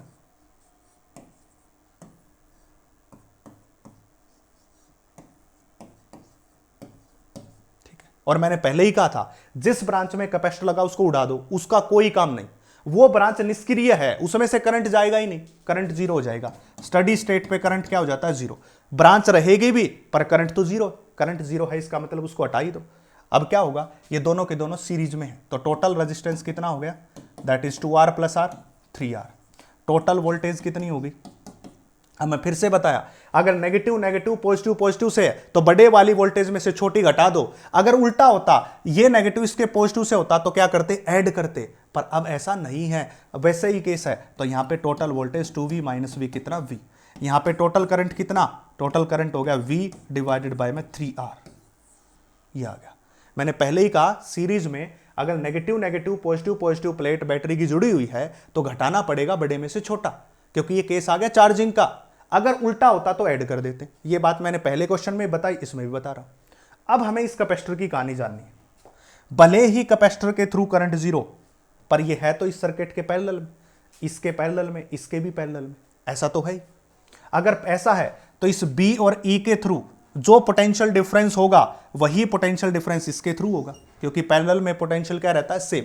मैं फिर से समझा रहा हूं, पैरेलल में पोटेंशियल सेम और सीरीज में करंट सेम। ये बात आपको पहले ही कहा था, याद रखो। इसके थ्रू जितना पोटेंशियल ड्रॉप है, डिफरेंस है, वही पोटेंशियल डिफरेंस VBE के थ्रू है, तो निकालेंगे। तो यानी कि जो पोटेंशियल डिफरेंस VBE का है वही पोटेंशियल डिफरेंस किसका है? VCD का है। ठीक है, अब क्या हुआ? जब इस सर्किट में से करंट जा रहा है, इस सर्किट में से I करंट जा रहा है और इसका रेजिस्टेंस 2R है, तो इसका कोई ना कोई ड्रॉप तो होगा, और वो कितना ड्रॉप होगा? That is V is equal to में I की वैल्यू कितनी आई? V बाई 3R, दैट इज V बाई 3R, और गुणा में रेजिस्टेंस 2R, तो कैंसिल आउट। तो कितना ड्रॉप हो गया V का? दैट इज 2 बाय में 3V, इतना ड्रॉप हो गया भाई, V डैश लिख दो ड्रॉप को, इतना ड्रॉप हो गया। अब जब इतना ड्रॉप हो गया तो 2V में से ये जाएगा, क्योंकि क्या बता रहा हूं मैं, इस बैटरी का टोटल वोल्टेज 2V था, बट इसके साथ एक रजिस्टर आ गया और उस रजिस्टेंस ने कुछ ना कुछ वोल्टेज रख ली। रजिस्टर का काम होता है वोल्टेज को खा जाना, वो वोल्टेज को खा जाता है, करंट को खा जाता है, उसका काम होता है खाना। जब 2 वोल्ट इसमें से पास हो रही थी, 2 वोल्ट इसमें से पास हो रही थी, तो उसने क्या किया? इस रजिस्टर ने कुछ हिस्सा अपने पास रख लिया। कितना रख लिया? 2/3V के बराबर। तो बचा कितना? बचा कितना? रिमेनिंग कितना रहा? V डबल डैश 2V में से कितना घटा दो? 2V/3 घटा दो, तो कितना बचेगा? 3 दूनी 6, 6 में से 2 गया 4V/3, ये आ गया, दैट इज V डैश, ये बच गया। ठीक है, 4V/3 बच गया। मतलब क्या हुआ? जो V डैश आया, मतलब VCD आया, वो कितना है? 4V/3, और वही कौन है? VBE के बराबर है। तो कहने का मतलब अब इस पूरे के पूरे सर्किट की जो वोल्टेज ड्रॉप है दैट इज VBE वो कितनी है 4V/3 है। ठीक है, पूरे सर्किट, और पूरे सर्किट में इसमें कौन कौन आ गया, एक कैपेसिटर और एक वोल्टेज V। तो इस कैपेसिटर के अकेले के अक्रॉस कितनी बची है, तो पूरे के अक्रॉस है, अकेले के अक्रॉस कितनी बची, कैपेसिटर के अक्रॉस C का मतलब कैपेसिटर, यहां लिख देता हूं C। तो कितनी होगी V में से 4V/3 में से V घटा दो, क्योंकि टोटल की कितनी थी 4/3, V घटा दी तो कैपेसिटर की बच जाएगी, कितनी बचेगी तो V/3। तो इस कैपेसिटर का पोटेंशियल ड्रॉप कितना आ गया V/3 के बराबर। मैं फिर से समझा रहा हूं, देखिए जिस भी ब्रांच में कैपेसिटर होता है उस ब्रांच को उखाड़ फेंकिए सबसे पहले और एक नया डायग्राम बना लीजिए, उस डायग्राम की मदद से करंट निकाल लीजिए। जैसे ही करंट निकाला, पर अभी ये ब्रांच कैपेसिटर तो है और उसी की बातें पूछ रहा है, तो आपको माइंड लगाना है कि पैरेलल में वोल्टेज सेम रहती है। अगर पैरेलल में वोल्टेज सेम तो जो CD के अक्रॉस वोल्टेज वही BE के अक्रॉस वोल्टेज। पर CD ब्रांच को जब ध्यान से देखते हैं तो उसमें 2 वोल्ट के साथ एक रजिस्टर भी है, और इस 2 वोल्ट जब चलेगी तो रजिस्टर कोई ना कोई वोल्टेज खा जाएगा, क्योंकि रजिस्टर का काम वोल्टेज खाना होता है, देना नहीं होता, क्योंकि ये तो ड्रॉप करता है इसलिए। तो कितना ड्रॉप होगा, करंट गुणा में रेजिस्टेंस, करंट कितना आया, ये आया V/3 और रेजिस्टेंस कितना 2R, तो कितनी खा गया 2/3V। जब ये 2/3V खा गया तो बची कितनी, 2V में से 2/3V घटा दो, वही बची, कितनी बची, वो बच गई 4V/3, ये बच गई। और यही 4V/3 CD की है और वही किसकी होगी B, दोनों के दोनों किसमें है, पैरेलल में है। आप चाहो तो इससे भी कर सकते थे, ये भी इसके पैरेलल में, चाहे इसकी निकाल लो वो भी आ जाएगी आपके पास, सेम आएगी, कोई फर्क नहीं पड़ना उससे। आ गया। अब आगे क्या हुआ, अब आगे ये हुआ, इस पूरे के पूरे सर्किट की यहां से यहां तक की आ गई 4V/3। पर इस सर्किट में अभी भी 2 चीजें हैं, एक कैपेसिटर है और अब इस सर्किट में एक कैपेसिटर है और एक V वोल्ट की बैटरी भी है। तो इस V वोल्ट की बैटरी की तो वोल्टेज V है, जो इस 4V/3 में से V घटाने के बाद बची वो किसके पास बची, कैपेसिटर के पास। तो कितनी बची 4V/3। तो पहले पार्ट का उत्तर ये आ गया। चार्ज की बात करें तो फार्मूला Q = C × V, पहली यूनिट में पढ़ा था, कह रहा हूं बार बार, पूरी सीरीज को देखिए। तो Q कैपेसिटर C और वोल्टेज कितनी V/3, तो ये उत्तर आ गया CV/3। एनर्जी स्टोर्ड का फार्मूला 12CV², ये रहा। तो 1/2 कैपेसिटेंस C और वोल्टेज कितनी आई है V/3 का स्क्वायर, मतलब V²/9, आ गया उत्तर। तो आज का ये पूरा सेशन आपके नाम है। पूरा क्वेश्चंस सीरीज आइडेंटिकल पैरेलल में ग्रुपिंग कैसे होगी, सारी बातें मैंने यहां पे बताई, EMF के बारे में, इंटरनल रेजिस्टेंस के बारे में, सब कुछ मैंने आपको करवा दिया। तो आज के लिए इतना ही। चैनल को लाइक शेयर सब्सक्राइब कीजिए। धन्यवाद।